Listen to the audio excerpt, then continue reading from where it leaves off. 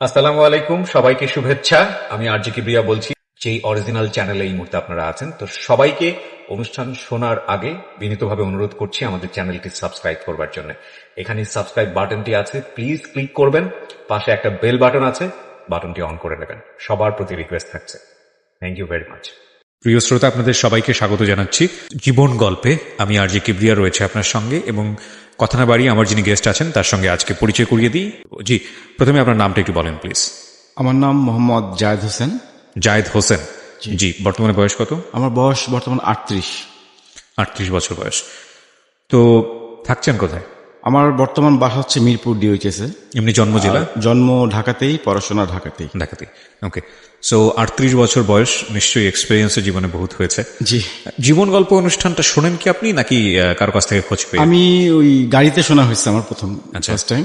আচ্ছা। তারপর থেকে রেগুলার শুনতাম ইউটিউব থেকে ডাউনলোড করে। আচ্ছা, প্রতিদিনই শোনা হয়। ফাইন। ইউটিউবের কথা যেহেতু চলে আসলো প্রিয় শ্রোতা, আমি অবশ্যই আপনাদেরকে বলবো আমাদের চ্যানেলটি সাবস্ক্রাইব করবার জন্য। ওকে, যেটা হয় আর কি, আমরা ছোটবেলা থেকে শুরু করি, বা যেখান থেকে আসলে আমাদের গেস্টের বলার ইচ্ছা থাকে সেভাবে ফ্লোর দিই। তো আপনি শুরু করতে পারেন। জি।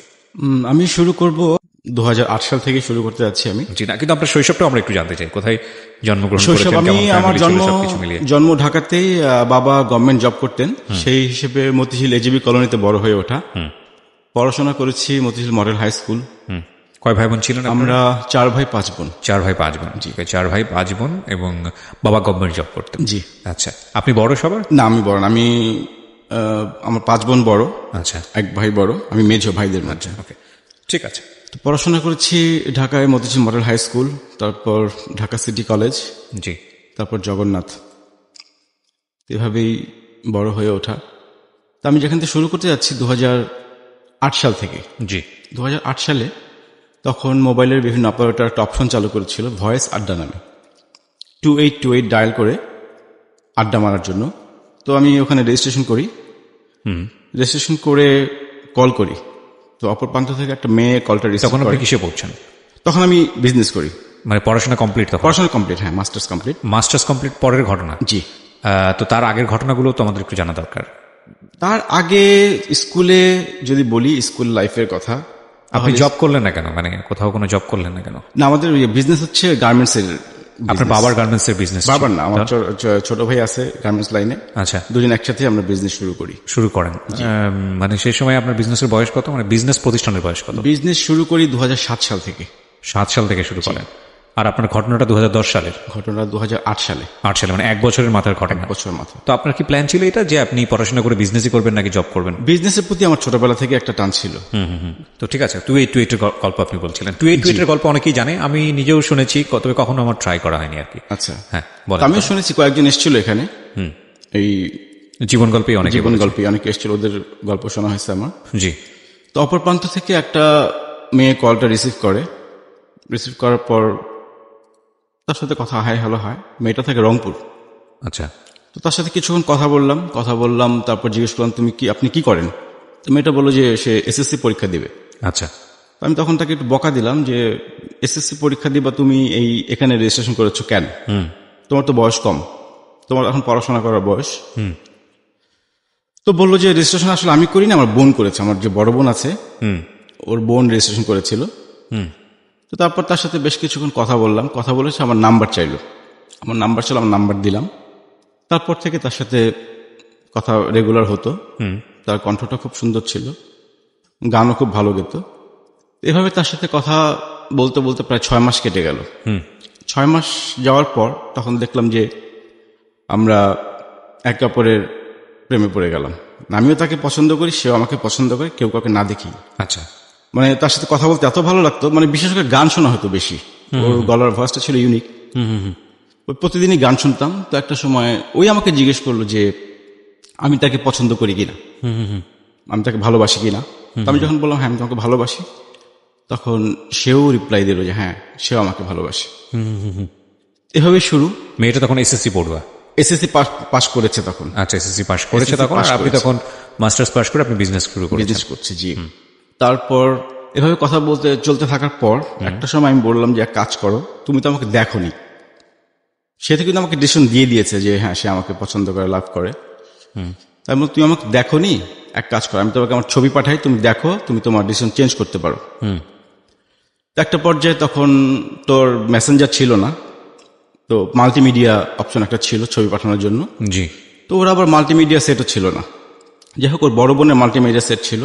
ওর বড় বোনের মোবাইলে আমি আমার কয়েকটা ছবি পাঠাই। আচ্ছা। আমার ছবি পাঠাই, তো ছবি দেখে সে আমাকে পছন্দ করে না। আচ্ছা, ছবি দেখে বললে যে না, আমার পছন্দ হয়নি। ডিরেক্টলি বলে দেয়? ডিরেক্টলি বলে, সরাসরি বলে দেয়, কোনো ভূমিতা করে না। বললো যে আপনি দেখতে অনেক বুড়া, বয়স্ক। আমার সাথে তাদের বয়সের গ্যাপ হচ্ছে 12 বছর। জি। যাই হোক, তখন আমাদের কথার প্যাটার্ন চেঞ্জ হয়ে গেল, কথা বন্ধ হয়নি। তখন সে আমাকে জিজ্ঞেস করতেছে আমি কবে বিয়ে করব, আমি কেন বিয়ে করি না, আমার বিয়েতে তারা খুব মজা করবে, আমার বিয়েতে ওরা সবাই আসবে রংপুর থেকে ঢাকায়। ওকে। তো ভালো কথা। এভাবে কিছুদিন চলার পর আমার বাসা থেকে বিয়ের ব্যাপারে আলোচনা করে। তো নভেম্বরের 10 তারিখে আমার বিয়ে ঠিক হয়। নভেম্বর 10 তারিখে বিয়ে ঠিক হয়। আমি ওকে 2 তারিখে জানাই ফোনের মাধ্যমে যে আমার তো বিয়ে ঠিক হয়েছে। তো আমি যখন এই খবরটা তাকে দেই, সে কিছুক্ষণ চুপ করেছিল। বিয়ে হয় ঠিক হয় মানে আমি ঠিক বুঝলাম না। আমার ফ্যামিলি থেকে আমার বিয়ে ঠিক হয় আরেক জায়গায়, ওর সাথে তো আর আমার সম্পর্ক ওইরকম নাই। আচ্ছা। সে আমাকে বলতেছে আমি যাতে অন্যত্র বিয়ে করি। আচ্ছা, মানে সে তো আমার ছবি দেখে আমাকে পছন্দ করেনি। আপনি তাকে দেখেছিলেন তখন? না, আমি তাকে তখন দেখিনি। আমি বলেছিলাম তুমি দেখতে কেমন, সেটা আমার কাছে কোনো ফ্যাক্ট না, বা তার কণ্ঠটা আমার কাছে এরকম ভালো লেগেছিল। আচ্ছা, বাই দ্য ওয়ে, আপনি মাস্টার্স কমপ্লিট করেছেন, এর আগে আপনি কারোর সাথে কোনো ধরনের মেন্টালি জড়িয়ে যাওয়া, প্রেমিক করা বা প্রেমিক পড়া? স্কুল লাইফে আমার একটা অ্যাফেয়ার ছিল। আমি যখন স্কুলে পড়ি 2 বছরের একটা রিলেশন ছিল। আমি যখন ক্লাস 8-এ পড়ি। ওটার এন্ডিং কি ছিল? এন্ডিং ছিল যখন এসএসসি পরীক্ষা দিলাম। হ্যাঁ। এসএসসি পরীক্ষার পর মেয়েটা চলে গেল এক জায়গায়, আমি চলে গেলাম আরেক জায়গায়। দুজন দুই দিকে যাওয়া। তখন মোবাইল ফোনটা অ্যাভেলেবেল ছিল না, তো যোগাযোগ করাটা কন্টিনিউ হয়নি। সেই কারণে ওর সঙ্গে যোগাযোগ ওরকম হয়নি। ওকে, ঠিক আছে। এরপর তারপরে আপনার এই ফোনে এই ধরনের একটা সম্পর্ক? জি, এরপর কারোর সঙ্গে রিলেশন হয়নি আমার, সময় পাইনি ওরকম। তো ওর সাথে এইভাবে অনেক কিছু শেয়ার করলাম, সেও তার লাইফের অনেক কিছু শেয়ার করলো। আমার একটাই কথা ছিল তুমি দেখতে কেমন, আমার কাছে এটা কোনো ফ্যাক্ট না। তারপর ও যখন বললো যে আমাকে ছবি দেখে পছন্দ করে নাই, তখন আমার বাসা থেকে বিয়ের ব্যাপারে কথাবার্তা বলে। বিয়ে ঠিকও হয় আরেক জায়গায়, নভেম্বরের 10 তারিখে 2008 সালে। ওকে। তো আমি ওকে 2 তারিখে জানাই যে আমার তো বিয়ে ঠিক হয়েছে। এই খবরটা পাওয়ার পর সে কিছুক্ষণ চুপ করেছিল। চুপ করে থাকার পর সে 5 মিনিট চুপ করেছিল। তারপর সে কান্না করলো অনেকক্ষণ, হাউমাউ করে অনেকক্ষণ কান্না করলো, প্রায় আধা ঘন্টার মতো হবে। তো তখন আমি তাকে বললাম যে আমি কি বিয়েটা ক্যান্সেল করবো কিনা, সময় আছে, তুমি যদি বলো আমি বিয়েটা ক্যান্সেল করতে পারি, কিন্তু একটা কথা দিতে হবে, তুমি আমাকে ছেড়ে কোথাও যাবা না। এরকম একটা কথা দিলাম, বিয়েটা ক্যান্সেল করবো। তো বললো যে না, আসলে আমার তো বয়স ছোট, আমার ডিসিশন দেওয়ার মতো বয়স হয়নি এখনো। তারপর মেয়েটার ফ্যামিলি কি ছিল, মানে মেয়েটার ফ্যামিলি স্ট্যাটাসটা? মেয়েটার ফ্যামিলি স্ট্যাটাস হচ্ছে ওর বাবা একটা সরকারি ব্যাংকের কর্মকর্তা, ওরা 3 বোন, ওরা সবাই রংপুরে থাকতো তখন। ওই কি বড়? ও বড়, ও মেঝো। ও মেঝো, আর ছোট আরেকটা বোন আছে এবং ওর বড়। আচ্ছা, ওর বড় বোন ঢাকা মেডিকেলে পড়তো ওই সময়। ঢাকা মেডিকেলে? ওর ফ্যামিলি তো স্ট্যাটাস তো ভালো। ফ্যামিলি স্ট্যাটাস ভালো, রাইট। তো আপনি এই মেয়েটার প্রতি ইমোশনালি এতটা টাচ হচ্ছিলেন কেন? কারণ যে মেয়েটা আপনার চেয়ে বয়সে এত ছোট এবং যে মেয়েটা আপনাকে পছন্দও করেনি, in fact, why are you being so attached? পছন্দ করেনি বলতে, সে আমার ছবি দেখে পছন্দ, কিন্তু ছবি দেখার আগে কিন্তু পছন্দ করেছিল। মানে এতটাই পছন্দ করেছিল, সে আমাকে ছাড়া কিছু বুঝে না। সেটা ঠিক আছে, আমি সেটা বুঝতে পারছি, ব্লাইন্ড লাভ যেটা হয়। কিন্তু আপনি এতটা অ্যাটাচড হচ্ছিলেন কেন? আপনি তো যথেষ্ট ম্যাচিউর ছিলেন। আমার ওই কথা বলতে ভালো লাগতো, তার সাথে কথা বলতে ভালো লাগতো, অনেক কিছু সে বলতো আমাকে, তার গান শুনতাম। আচ্ছা, সেই হিসেবে। নাকি ও যে বয়সে ছোট ছিল এই বিষয়টা আপনি এনজয় করতেন? না, সেরকম কোন এনজয় করা না, কিন্তু ভালো লাগতো কথা বলতে। ম্যাচিউর ভয়েস ছিল, গলার টোনটা ভালো ছিল। আমি কেন বলছি, কারণ ছোটদের কিছু খামখেয়ালি থাকে যেটা বুড়ো বয়সে এসে ভালো লাগে। মানে তুমি সেরকম কিছু না, সেরকম কিছু ছিল না, সেরকম কিছু ছিল না। ওকে, জাস্ট কথা বলেই ভালো লেগেছিল তার সাথে। ওকে। আমি বলছি কি কারণে, কারণ আপনি একটা বিয়ে ঠিক হয়ে গেছে আপনার, আর যে মেয়েটার সঙ্গে আপনার বিয়ে ঠিক হয়েছে তাকে তো আপনি নিশ্চয়ই দেখেই ঠিক করেছেন। জি। তার মানে এত কিছু দেওয়ার পরে যে মেয়েটাকে আপনি দেখেননি এবং যে মেয়েটাকে আপনাকে দেখার পরে পছন্দ করেনি, সে মেয়েটাকে আপনি বলছেন যে ও যদি সিরিয়াস থাকে তাহলে আপনি বিয়েটা ভেঙে দেবেন। মানে তার মানে আপনি কতটুকু ভয়ঙ্কর রকমের সিরিয়াস এই মেয়েটা? আমি অনেক সিরিয়াস ছিলাম। জি। ওকে। তারপর আমি অনেক সিরিয়াস ছিলাম। তো তারপর ও যেহেতু ডিসিশন দিল না আমাকে ওই সময়, যে আমাকে যেহেতু পছন্দই করেনি ছবি দেখে, তারপর বিয়ে হয়ে গেল। মেয়েটা তখন তিতুমির কলেজে পড়াশোনা করে,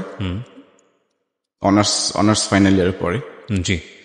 তো মোটামুটি 3 মাস ভালোই সংসার কাটছিল আমাদের, নতুন সংসার। আপনি হ্যাপি ছিলেন মেয়েটাকে নিয়ে? আমি হ্যাপি ছিলাম। হ্যাপি ছিলেন মানে কমপ্লিটলি? আচ্ছা, যে মেয়েটার সঙ্গে আপনি পেন ফ্রেন্ডশিপ, যে মেয়েটার সঙ্গে আপনার ফোনের সম্পর্ক, ওনার নাম কি ছিল?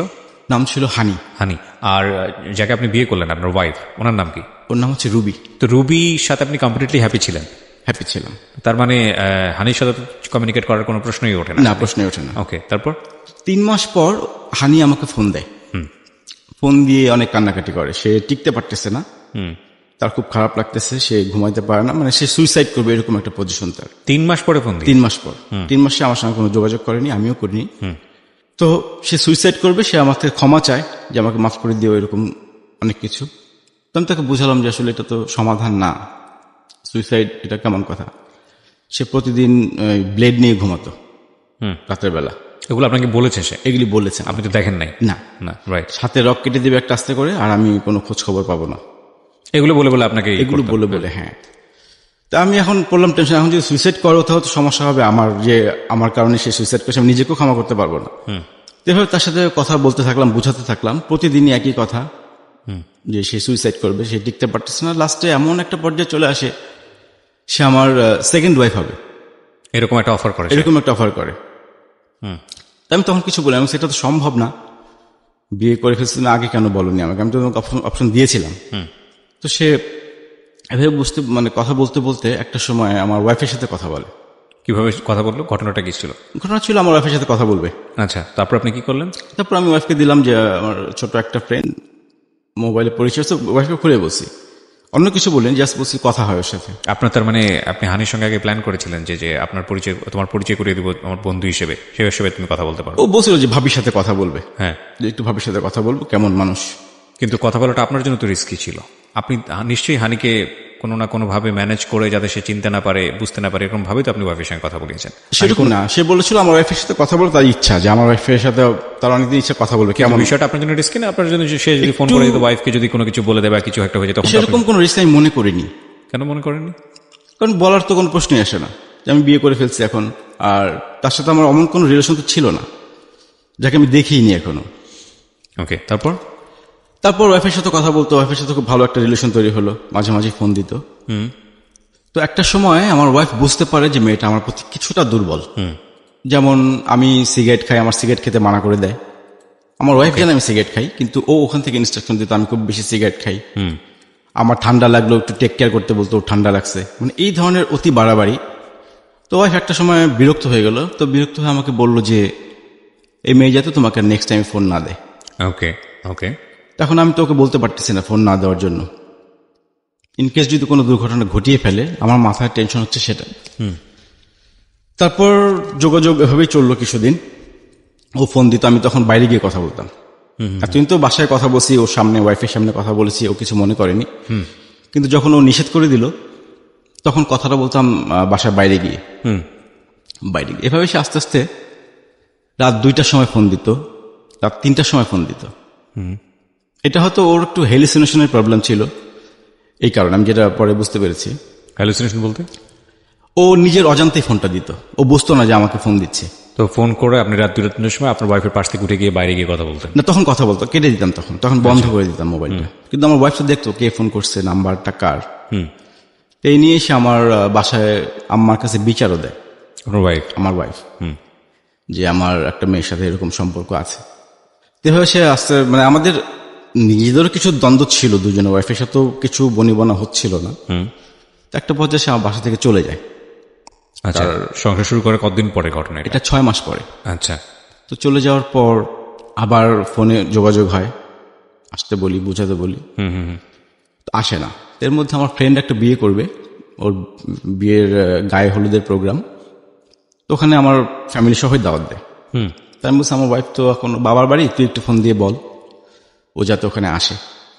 তো আসতে রাজি হয় আপনার ওয়াইফ? ওকে। সে বললো যে আসবে। তো আমি ও ওয়াইফকে নিয়ে ফ্রেন্ডের বাসায় গেলাম গায়ে হলুদে। তো দিন আরেক ফ্রেন্ডের বাসায় ছিলাম আমরা রাতে। জি।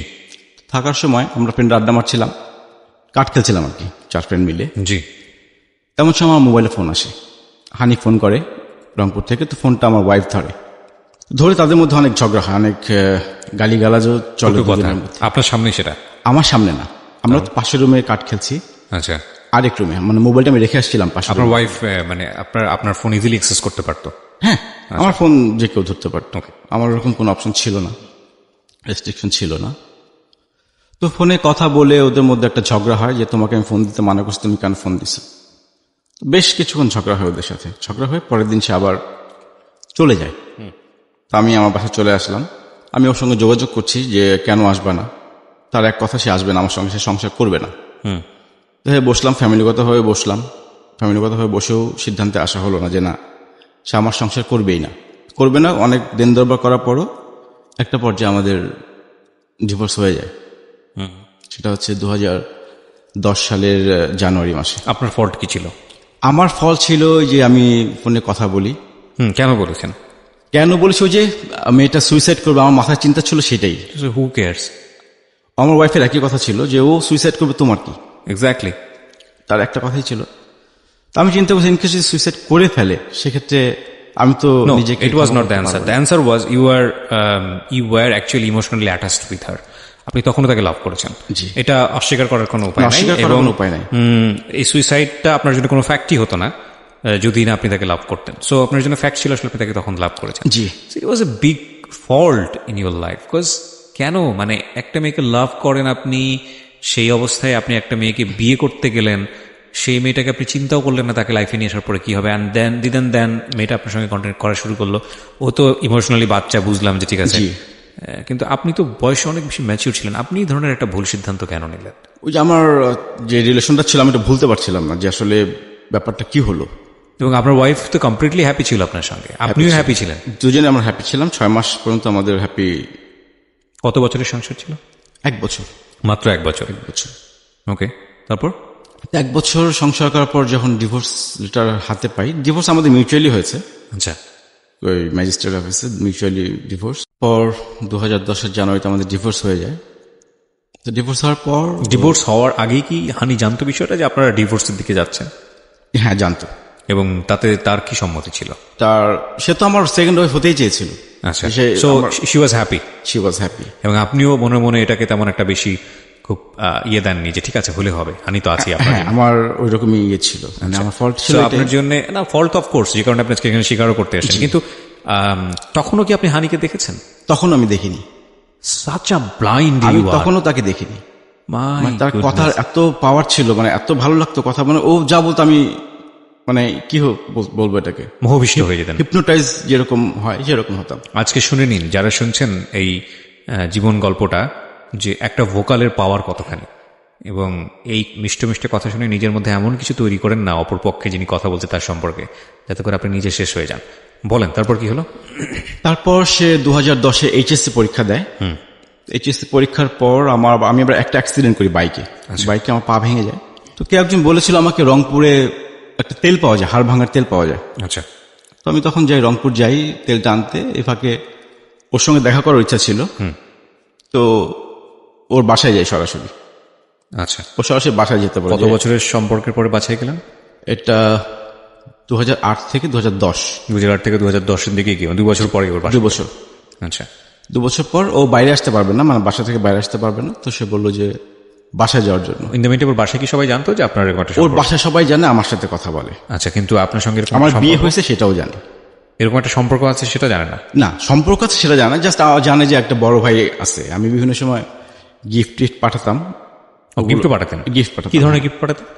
গিফট, প্রথম গিফটটা পাঠাই যখন এসএসসি রেজাল্ট করলো, গোল্ডেন জিপিএ পেলো। এইসব কথাবার্তা বলেও গোল্ডেন জিপিএ পেয়েছে? হ্যাঁ। বাহ, মেরিটোরিয়াস স্টুডেন্ট, রেজাল্ট ভালো করেছে। তো গোল্ডেন জিপিএ পেলো। তো আমি তখন কিছু গিফট পাঠালাম, কিছু কাপড় চোপড় বা কিছু গিফট আইটেম এইসব। তো যেহেতু বাসায় যেহেতু সবাই তো জানতো যে গিফটটা কে পাঠিয়েছে, তো বাসায় জানতো যে একটা বড় ভাইয়ের সাথে কথা বলে, ভাইয়ের সাথে কথা বলে। তো বাসায় যখন যাই তখন তো জানে যে আমি যে ম্যারিড। দুপুরে খাওয়া দাওয়া করি ওর বাসায়। ফার্স্ট টাইম আপনি তাকে দেখলেন? ফার্স্ট টাইম দেখলাম। আচ্ছা, দেখার পরে ইমপ্রেশনটা কি ছিল, কেমন লাগলো? দেখার পর আমি আসলে যেভাবে কল্পনা করেছিলাম ঠিক সেরকমই, মানে ও যে বর্ণনা দিয়েছিল, কিন্তু একটু ইম্যাচিউর ছিল মানে দেখতে। আচ্ছা, মানে আমি যতটা ম্যাচিউর মনে করেছিলাম দেখে আমি কিছুটা হতাশ হয়েছিলাম। হতাশ বলতে মানে এতটা ইম্যাচিউর আমি মনে করিনি, এতটা পিচ্ছি হবে মানে ফেসের দিক থেকে? ফেসের দিক থেকে, হ্যাঁ। আচ্ছা, যাই হোক, পরে আমাদের শুরু হলো। আবার আমাকে চিঠি পাঠায়, মানে একটা খুব হৃদয় বিদারক চিঠি, যে চিঠিটা পড়লে আমার মানে যতবারই পড়ি ততবারই আমার চোখ দিয়ে পানি পড়ে। ওই সময় কি হাতে হাতে দিয়েছিল চিঠি? না, চিঠিটা কুরিয়ার করে দিয়েছিল, মানে দেখা হওয়ার আগে। দেখা হওয়ার আগে, ওকে, মানে আমার ডিভোর্সের পর। আচ্ছা, যে সেই দিনটার অপেক্ষায় ছিল আমি যাতে তাকে কখনো ছেড়ে না যাই, সে অনেক সাধনা করে আমাকে পেয়েছে। সে মানে আমি তাকে ছেড়ে কখনো যাব না। আমি তাকে কথা দিয়েছিলাম যে না, আমি আর কখনোই তোমাকে ছেড়ে যাব না এখান থেকে। তারপর শুরু হলো ওর সাথে আবার যোগাযোগ। তারপর 2010 ঢাকায় আসে অ্যাডমিশন দেওয়ার জন্য, ঢাকা ইউনিভার্সিটিতে, তারপর ঢাকা মেডিকেলে বিভিন্ন জায়গায় অ্যাডমিশন দেয়। তো আমি সাথেই ছিলাম। ও থাকতো ওর বান্ধবীর বাসায়, কিন্তু আমার সাথে যেত। ওর তো ভাই নেই, ওর বোন ছিল ঢাকাতে, কিন্তু আমার সাথে যেত। এভাবে যেতে যেতে ওর ঢাকাতে হলো না কোথাও অ্যাডমিশন। ও অ্যাডমিশন নেয় ময়মনসিং বাংলাদেশ এগ্রিকালচার ইউনিভার্সিটিতে। না না, বাসায় গিয়ে কি হলো আমাকে একটু ইন ডিটেইল বলেন না। বাসায় গিয়ে খাওয়া দাওয়া করার পুরো ঘটনাটা কি ঘটলো, কিভাবে বিদায় নিলেন, শুনি বিষয়টা। বাসায় তো মিষ্টি নিয়ে গেলাম, মিষ্টি আম এসব নিয়ে গেলাম, নিয়ে ওর সবার সাথে পরিচয় হলাম। বাসায় ওর বাবা ছিল না, ওর মা ছিল, হ্যাঁ, ওর বোন ছিল, ছোট বোন ছিল। পরিচয় হলাম, দুপুরে খাওয়া দাওয়া করলাম একসাথে। ও রান্না করেছিল আমার জন্য স্পেশালি।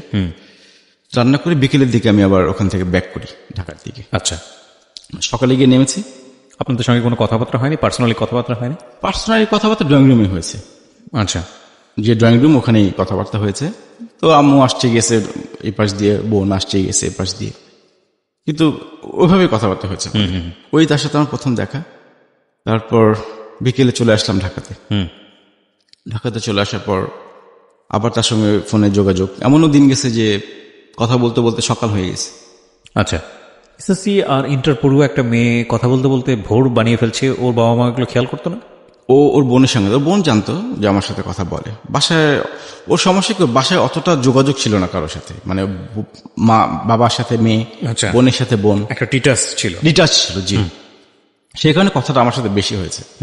ওর বড় বোনও জানতো আমার সাথে কথা বলে, কিন্তু বড় বোন কিছু বলেনি কখনো। বড় বোনের সাথে আমার মোবাইলেও কথা হয়েছে একবার, মানে আমি ফোন দিয়েছি, বড় বোন ধরেছিল ফোনটা, তো তখন তার সাথে আমার কথা হয়েছে। ওকে, এভাবেই চলছিল। তো ওর অ্যাডমিশন হলো ময়মনসিং বাংলাদেশ এগ্রিকালচার ইউনিভার্সিটিতে। তারপর তো আমার যোগাযোগ, আমি প্রতি সপ্তাহে যেতাম ঢাকা থেকে ময়মনসিংহ। ঢাকা থেকে ময়মনসিং। গিয়ে কি করতেন? গিয়ে আমি গাড়ি ড্রাইভ করে যেতাম। নিজের গাড়ি ছিল? নিজের গাড়ি, জি। আচ্ছা, নিজের গাড়ি নিয়ে যেতাম ড্রাইভ করে। তো সবার সঙ্গে পরিচয় হলো প্রথম যখন গেলাম, বান্ধবী ফ্রেন্ডের সাথে পরিচয় হলো। দুপুরে খাওয়া দাওয়া করতাম একসাথে, খাওয়া দাওয়া করে একটু নদীর পাড়ে ঘুরতাম। তারপর একটা লেক ছিল, ওই লেকের পাশে বসে থাকতাম। আবার রাতে বেলা চলে আসতাম সন্ধ্যার পরে। তো প্রতি সপ্তাহে যেতাম, অ্যাটলিস্ট মাসে 2 বার যেতাম আমি। সারাদিন থেকে বিকেলে চলে আসতাম। মাঝে মাঝে হলে থাকতাম, ও থাকার কথা বলতো, ওর যে ফ্রেন্ডরা আছে। তো আমার আবার হলের প্রতি একটা দুর্বলতা ছিল সবসময়, যে ঢাকায় বড় হয়েছে, হলে থাকিনি কখনো। তো এই লাইফটা খুব এনজয় করতাম। হলে ওর ফ্রেন্ডের সঙ্গে ভালো আড্ডা মারতাম, সারা রাত কাঠ খেলতাম। পরের দিন ওর সাথে ঘুরে আবার চলে আসতাম ঢাকাতে। আচ্ছা, এভাবে চলতে চলতে 2011 সাল চলে আসলো। 2011-তে আমার এক ফ্রেন্ড বিয়ে করবে চিটাগং। তো ফ্রেন্ড আমাকে দাওয়াত করে, তো জানে যে আমি চিটাগং যাবো বিয়ে খেতে। তো বায়না ধরলো যে ও যাবে আমার সাথে। আচ্ছা, চিটাগং। তো চিটাগং যাবে, তখন ফ্রেন্ডকে বললাম যে ও তো যেতে যাচ্ছে। বলে অসুবিধা নেই, আমার আরেকটা ফ্রেন্ড আছে, ওর শালি হিসেবে যাবে। ও গেল, চিটাগং গেল, আমরা একসাথেই গেলাম, কিন্তু সবাইকে পরিচয় করে দিলাম আমার ফ্রেন্ডের শালি। ওকে, এবং রাতে ছিল ফ্রেন্ডের ওয়াইফের সাথেই ছিল। ওকে, চিটাগং। চিটাগং আমরা 4 দিন ছিলাম। 4 দিন ঘুরলাম, পতেঙ্গা, তারপর ফয়েজ লেক, যা যা আছে 4 দিন ঘুরে টুরে আবার চলে আসলাম। ওকে আমি ময়মনসিং দিয়ে আবার ঢাকা ব্যাক করলাম। জি।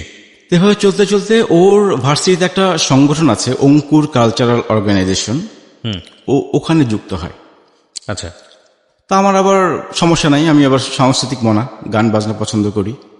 তো আমাকে বললো যে আমি যে একটা অর্গানাইজেশন যুক্ত হয়েছি, তুমি কি বলো? সে অসুবিধা নেই, ভালো। 11 শেষের দিকে মনে হয় ওদের একটা প্রোগ্রাম ছিল, পারফর্ম করবে, নাচ করবে, একটা গান গাবে। আচ্ছা। তো আমি যথারীতি গেলাম প্রোগ্রাম দেখতে। প্রোগ্রাম দেখে চলে আসলাম, ভালো পারফর্ম করলো ওখানে। এর মধ্যে যেতে যেতে ওর ফ্রেন্ডদের সাথে ভালো একটা আন্ডারস্ট্যান্ডিং তৈরি হয়ে গেল আমার, বা ফ্রেন্ড বা সিনিয়র ভাই। তো সবার সাথে ভালো পরিচয় হলো, ভাই বোনের সম্পর্ক সবার সাথে। তারপর আসলো 2012 সাল। 2012-তে আমরা 3 ফ্রেন্ড মিলে ঘুরতে যাই। আচ্ছা। আবার তখন যাই সিলেটে ফ্যামিলি সহ। হানিও ছিল আমাদের সাথে, আমরা 3টা ফ্যামিলি গেলাম। তো হানি আবার, যেহেতু আমরা বিয়ে করিনি তখনও, আমার ফ্রেন্ডের ওয়াইফের সাথে ছিল। তো ওখানে সিলেট 3-4 দিন ঘুরে আবার চলে আসলাম ঢাকাতে। এভাবে প্রতি বছরই তো যাওয়া প্রশ্ন। এগুলোর ফ্যামিলি জানতো যে আপনার সঙ্গে এভাবে মুভ করে? ওর ফ্যামিলি জানতো না, ওর ফ্যামিলি কখনোই জানতো না। এরপর আসলো 2013 গেলাম কক্সবাজার। ওই 3 ফ্রেন্ড মিলি আমরা এবার এভাবেই ঘুরি সবাই। কক্সবাজার ঘুরে আসার পর 2013-তে একদিন ফোন দিয়ে বললো যে ওর বান্ধবী একটা বিয়ে করবে। বান্ধবী বিয়ে করবে, আমাকে বললো যে বান্ধবী বিয়ে করবে, তোমাকে আসতে হবে আচ্ছা, সাক্ষী হিসেবে। ওকে। তুমি সাক্ষী দিবা। আমি বললাম বিয়ে করে ভালো কথা, তো বান্ধবীকে দাও, বান্ধবীর সাথে কথা বলি। তো বান্ধবীর সাথে কথা বললাম, বললো যে ভাই আসলে সিদ্ধান্ত নিয়েছি যে বিয়ে করবো। তাই আমি বললাম যে যেহেতু আমি বড় ভাই, আমার তো কিছু বলার আছে ওখানে। তো বললাম যে তোমাকে কি প্রেশার দিচ্ছে নাকি বিয়ে করার জন্য, বা সিদ্ধান্তটা কি ভেবে চিন্তে নিছো, এটা কিন্তু একটা বিশাল ব্যাপার বিয়ে। তো বললো যে হ্যাঁ ভাইয়া সবকিছু চিন্তা ভাবনা করেই নিচ্ছি, আমরা এখন কোনো ফ্যামিলিকেই জানাবো না, জাস্ট বিয়ে করে রাখবো। তো যথারীতি গেলাম, আমি গেলাম, বিয়ে হয়ে গেল দুজনের কাজী অফিসে। জি। বিয়ে হয়ে গেল পর আমি আবার চলে আসলাম ঢাকাতে। এভাবে আরো কিছুদিন যাওয়ার পর প্রায় 6 মাস পর 6 মাস পর ওর আরেকটা বান্ধবী বিয়ে করবে। আমি বললাম তোমরা কি শুরু করলা, এই কয়দিন পর পর বিয়ে করতেছো, আমরা কবে বিয়ে করবো, আমাদেরও তো বিয়ে করতে হবে। ও বললো যে আমরা করব। তারপর ওর বান্ধবীর সাথে কথা বললাম যে ওর যেহেতু ওর বয়ফ্রেন্ডকে আমি চিনতাম, ওর ফ্রেন্ড। জি। তো বললাম যে ঠিক আছে আমি আসতেছি। আবার গেলাম, ওই কাজী অফিসে বিয়ে হলো ওদের। আমি ছিলাম বড় ভাই, মেয়ের বড় ভাই। ওকে। জাস্ট এতটুকু বলছিলাম যে ইনকেস কোনো ঝামেলা হলে আমাকে ঝামেলা জড়াও না, কারণ ঝামেলায় পরে যারা সাক্ষী দেয় তারাই, মামলা মোকদ্দমা যদি হয় সাক্ষীদের উপর কিন্তু একটা ভালো প্রেশার যায়। রাইট। তারপর বান্ধবীর বিয়ে হয়ে যায়। তারপর আসলো 2014 সাল। এর মধ্যে তো ওর ভার্সিটি প্রতি বছর একটা করে প্রোগ্রাম চলে, ওই অঙ্কুরের প্রোগ্রাম, যেটা আমি যাই, সবার সাথে পরিচয় হয় এবং রিহার্সেলও দেখতাম আমি। আমার কাছে ভালো লাগতো রিহার্সেলগুলো দেখতে, এবং ওখানে আমি স্পন্সরও করতাম। মানে ও যা করতো আমার সেটাই ভালো লাগতো, মানে যেভাবেই হোক ওকে হ্যাপি রাখার চেষ্টা করা। তারপর 2014 মে মাসে ও আমাকে ফোন দিয়ে বলতেছে যে বিয়ে করবো। আমি বললাম বিয়ে করবো তো মাথা ঠিক আছে? বলে হ্যাঁ, এত কিছু বুঝি না। বান্ধবীরাও ধরছে ওকে বিয়ে করার জন্য, যেহেতু 2টা বান্ধবী বিয়ে করছে। আমি বললাম যে আসলে ওদের প্রবলেম আমাদের প্রবলেম কিন্তু 2 রকম। আমার কিন্তু একটা ব্যাকগ্রাউন্ড আছে, তোমার ফ্যামিলি অত সহজে মানবে না জিনিসটা। জি। তো বললো যে দরকার হলে বাবা মার পা ধরে বসে থাকবো, তুমি পারবা না বসে থাকতে? হঠাৎ করে ওর বিয়ের ব্যাপারটা মাথায় আসলো কেন? তখনও তো পড়ছিল 14, যেহেতু 2টা বান্ধবী বিয়ে করেছে, ওদেরও একটু ইন্সপিরেশন ছিল এই ব্যাপারে। আচ্ছা আচ্ছা। ওদের দল ভারী করার জন্য হতে পারে, বা তখন ও কোন ইয়ারের স্টুডেন্ট? 2014 তো থার্ড ইয়ারে পরে। ওকে, থার্ড ইয়ারে। পরে সিদ্ধান্ত নিলাম যে হ্যাঁ ঠিক আছে, আমি তো বিয়ে করবোই, কারণ ওকে ছাড়া তো আর অন্য কোথাও সম্ভব না এখন। চিন্তাও করিনি কখনো। তো 2014 সালের জুন মাসে 6 তারিখে আমাদের ডেট ফিক্স করি বিয়ের। আপনারা নিজেরা ফিক্স করেন? আমরা নিজেরা ফিক্স করি। তো আমি আমার ঢাকা থেকে একটা ফ্রেন্ড নিয়ে যাই, আর একজন সম্পর্কে মামা হয় ওনাকে নিয়ে যাই। না, কিন্তু আপনার ফ্যামিলির সঙ্গে কথা বলেননি তার মানে? আমার ফ্যামিলিতে আমি কাউকে বলিনি। ওর ফ্যামিলিতেও কাউকে? ওর ফ্যামিলিতেও। বিষয়টা কি ছিল? আপনারা নিজেরা বিয়ে? আমরা চুপি চুপি বিয়ে করব এবং চুপচাপ থাকবো, মানে যখন সময় হবে তখন জানাবো। আচ্ছা, ওকে। তারপর 2014 জুন মাসের 6 তারিখে যাই ময়মনসিংহ গেলাম, কাজী অফিসে যথারীতি আমাদের বিয়েটা সম্পন্ন হয়। তারপর আমার ফ্রেন্ডরা ঢাকায় চলে আসে, আমরা দুজন তখন একসঙ্গে থাকলাম। যখন বিয়ে করি তো কাবিন নিয়ে একটা প্রবলেম ছিল। আমি ভাবছিলাম যে 5 লাখ টাকা হয়তো কাবিন দিলেই হবে। আমার ফ্রেন্ডও বলেছিল 5 লাখ টাকা কাবিন। তো বললো যে না, 10 লাখের নিচে হবে না। এটা ও বলেছে? ও বলেছে। আপনারা আগে ঠিক করেননি বিষয়টা? না, আগে ঠিক করা হয়নি। কাবিন নিয়ে তো অতটা মাথা ব্যথা ছিল না। ওকে। যে বিয়ে করবো, কাবিন তো কোনো ফ্যাক্ট না। আমি বললাম যে ঠিক আছে 5 লাখ টাকা হোক। তো বললো যে না, ওর বড় বোনের বিয়ে হয়েছে, 10 লাখ টাকা কাবিন, এর নিচে এসে বিয়ে করবে না। ওকে। আমি রাজি হলাম যে 10 লাখ টাকা কাবিন, সমস্যা কি। তারপর বিয়েটা হয়ে গেল। তো বিয়ের পর ওই দিন আমরা ছিলাম এক জায়গায়। আচ্ছা। মানে আমাদের যে বাসর রাত বলতে যেটা বোঝায়। পরের দিন ওকে হলে দিয়ে আমি আবার ঢাকায় ব্যাক করলাম। তারপর তো এভাবে চলতে থাকলো। ঠিক 4 মাস পর ওর সাথে আমার একটা ঝগড়া হয়, খুব মনোমালিন্য, ছোট একটা ব্যাপার নিয়ে। আমি একদিন শুক্রবার যেতে পারিনি ময়মনসিংহ, আমার যাওয়ার কথা ছিল, কিন্তু ও এটা নিয়ে একটা ঝগড়া হয়। ঝগড়ার এক পর্যায়ে সে আমার মাকে ফোন দিয়ে বলে দেয় যে আমরা বিয়ে করছি। রেগে না, কি হঠাৎ করে তো ঝগড়া হতে পারে না? নিশ্চয়ই কিছু একটা দাবি দেওয়া ছিল তার। না, দাবি দেওয়া না, ওই আমি ওর সমস্যা ছিল একটা, আমাদের মধ্যে ঝগড়া হতো, কিন্তু সপ্তাহে একদিন ঝগড়া হতোই আমাদের। তো সিলি ব্যাপার নিয়ে, এই আমার সকালে যাওয়ার কথা, আমি যদি 12টার সময় পৌঁছাই ওটা নিয়ে একটা ঝগড়া হতো। আচ্ছা। তারপরে যদি এক শুক্রবার যেতে না পারতাম, ওটা নিয়েও একটা ঝগড়া হতো। আমার বাবা হয়তো ফ্রাইডেতে গ্রামের বাড়িতে যাবে, ওনাকে দিয়ে আসতে যেতাম। হুম। সেই কারণে হয়তো আমার মিস হতো এই ফ্রাইডে গুলা। জি। কিন্তু একটা মিস হলে আমি পরেরটাতে যেতাম। আচ্ছা। এইসব ব্যাপার নিয়ে ঝগড়া হতো। তো ঝগড়ার এক পর্যায়ে সে আমার মাকে ফোন দিয়ে বলে দেয় যে আমরা বিয়ে করছি, যে আপনার ছেলে কেন ময়মনসিং আসে না। ওকে, মানে আপনি কি যাওয়া কমিয়ে দিয়েছিলেন কোনো কারণে? না, যাওয়া কমিয়ে দিন। আমি পরপর 2টা শুক্রবার মিস করেছিলাম। আচ্ছা। মানে আমার যাওয়ার কথা ছিল, সবকিছু রেডি ছিল, কিন্তু হয়তো এক শুক্রবার বাবা গ্রামে যাবে, আচ্ছা। ওই কারণে যেতে পারিনি। পরের শুক্রবার হয়তো বাবা অসুস্থ ছিল, যে কোনো একটা সমস্যা হবে, মানে 2 শুক্রবার মিস করেছিলাম। কেন মিস করলাম? এর আগে সে আমার মাকে ফোন দিয়ে জানিয়ে দেয়। ওকে। তো বাসায় ঢুকে দেখে আম্মা কান্না করতেছে। তো আম্মাকে জিজ্ঞেস করলাম যে কি হয়েছে। আম্মা কথা বলে না আমার সাথে, কথা বলে না। পরে বললো যে তোমার ফ্রেন্ডের নাম্বারটা দাও। ফ্রেন্ড বলতে আপনি বাসায় জানতো যে আপনি এক ফ্রেন্ডের সঙ্গে কথা বলেন বা এরকম কোন? না, আমার ফ্রেন্ড বলতে আমার ছেলে ফ্রেন্ড, আমার যে ছোটবেলা। ওকে ওকে। ওই ফ্রেন্ডের নাম, কারণ জানে, আম্মা জানে যে আমার যদি বিয়ে করে থাকি ওই ফ্রেন্ড নিশ্চয়ই জানবে। আচ্ছা। তো ফ্রেন্ড নাম হচ্ছে মিঠু। তো আমি তখন বুঝতে পারলাম যে আম্মা কি কিছু জানলো। পরে আমি ফ্রেন্ডকে ফোন দিলাম, ফোন দিয়ে বললাম তুই কি আম্মাকে কিছু বলছিস? বলে না, কিছু বলিনি। তো কেন, কি হয়েছে? আপনার ফ্রেন্ড কি জানতো বিষয়টা? ও ফ্রেন্ড সাক্ষী ছিল। ওকে ওকে। আমি বললাম তুই কিছু বলছিস কিনা? আর কিন্তু কেউ জানে না, আমার কোনো ফ্রেন্ড সার্কেলও জানে না, ওই একজন ছাড়া। তো বলে যে আমি কিছু বলিনি। তখন আম্মার মোবাইলে আমি চেক করলাম যে কোনো কল আসছে কিনা। দেখি যে হানির নাম্বার থেকে কল আসছে। ওকে। কল আসছে প্রায় 5 মিনিটের মতো ডিউরেশন। তখন তো আমি বুঝে গেলাম যে কিছু একটা হয়েছে। তো ওকে, হানিকে ফোন দিলাম যে তুমি কি আম্মাকে বলছো কিছু? বলে হ্যাঁ বলছি। তখন সরি বলতেছে আমার কাছে, বলে আসলে ভুল হয়েছে, আমার আগের মাথায় বলে ফেলছি। তো বলে ফেলছি, তখন আমি আবার আম্মার পা ধরে মাপ চাইলাম যে আম্মা আসলে ভুল করছি। ওর বিয়ে ঠিক হয়ে যাচ্ছিল, বাসা থেকে প্রেশার দিচ্ছিল, এই কারণে বিয়েটা করে রাখা, আর কিছু না। তা আমার একটা কথা ছিল যে তোমার সম্পর্ক আছে আমরা জানতাম, আমরা তো না করতাম না কখনো, এভাবে কেন করলা? আমরা সবাই যেতাম ওখানে। এভাবে আম্মা আমার সাথে প্রায় 6 মাস কোনো কথা বলেনি। এরপর আবার আমরা একটা ট্যুর দেই নেত্রকোনা। জি। ওই সেই 3 ফ্রেন্ড মিলে। না, কিছু বলে আমার বাবা তো কিছু বলতে পারতো। আমার বাবা কিছুই জানে না এই ব্যাপারে। তো মা বলে দেয়নি ঘটনার পরে? না, আমার বাবা স্টিল নাও কিছুই জানে না। কি বলেন আপনি?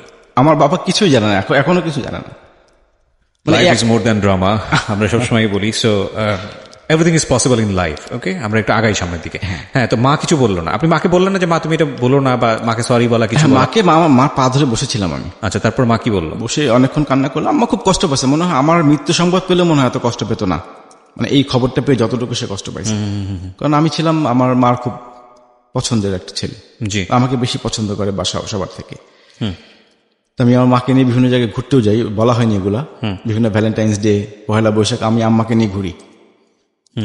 তো আম্মার সাথে আমার রিলেশনটা ছিল অন্যরকম। আম্মা জানতো ওর সাথে আমার রিলেশন আছে। তা আম্মার একটা কথাই ছিল যে বিয়ে করছো জানাইতে পারতাম আমাদের, আমরা যেতাম আমার ফ্যামিলিতে। এভাবে আম্মা 6 মাস আমার সাথে কোনো কথা বলেনি। 6 মাস পর আস্তে আস্তে ঠিক হয়। তারপর আসলো 2015 সাল। 2015 সালের দিকে আমরা একটু বিড়ি ট্যুর করি ফ্যামিলি, মানে আমার ফ্রেন্ডদের ফ্যামিলি সহ। ওকে। 3 ফ্রেন্ডের ওয়াইফ, আমি ড্রাইভ করে যাই, সব জায়গাতে আমি ড্রাইভ করে যেতাম। মানে আমাদের 3টা গ্রুপ ছিল এই 3 জনের। তো বিড়িশিরি ছিলাম 2 দিন ছিলাম ওখানে। তারপর বিড়িশিরি থেকে আসার পর একদিন ওর সাথে রাতে কথা বলছিলাম, তখন প্রায় রাত 2টা বাজে। তো আমি দেখলাম যে ওই কিছুটা অ্যাবসেন্ট মাইন্ডের, মানে আমার কথা সে ঠিক মতো শুনতেছে না, মানে ফোনটা রাখার জন্য সে ব্যস্ত। 2টা কি 2:30 বাজে তখন। তো আমার অনেক চেষ্টা করতেছে কথা বলার জন্য, কিন্তু সে আমার সাথে কোনোভাবেই আগাচ্ছে না কথাতে। তো একটা পর্যায়ে ফোন রেখে দিলাম। তো আমার একটু সন্দেহ হলো, এরকম করতেছে কেন, মানে মনে হচ্ছিল কারোর সঙ্গে চ্যাটিং করতেছে এরকম কিছু। আচ্ছা। তো 2014 সালে আবার বিয়ের পর আমাদের 2 জনের পাসওয়ার্ড একই ছিল ফেসবুকের। আচ্ছা। আমি কখনো ঢোকা হয়নি, ওরটাও যা আপনারটাও তাই? ওরটাও যা আমারটাও তাই। এটা ওই করেছিল, কিন্তু ও আমারটাতে ঢুকতো বিভিন্ন সময়, আমার কখনো ঢোকা হয়নি। পরে আমি ওর মেসেঞ্জারে ঢুকলাম। ঢুকে দেখি সে একটা ছেলের সাথে চ্যাটিং করতেছে, এবং ভাষাগুলো খুব নোংরা।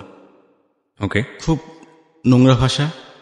আপনি ওর বাড়িতে ঢুকে আপনি বসেছিলেন, মানে কি কথাবার্তা দেখলাম চ্যাটিং এর, মানে প্রথম এটাই ছিল, আসো তোমাকে, মানে আমার চোখে যেটা পড়ছে, আসো তোমাকে আজ না আরেকদিন, মানে এরকম কিছু কনভারসেশন। তো এইভাবে বেশ কিছু নোংরা, মানে এত নোংরা ভাষা আমি কখনো শুনিও নি, দেখিও নি।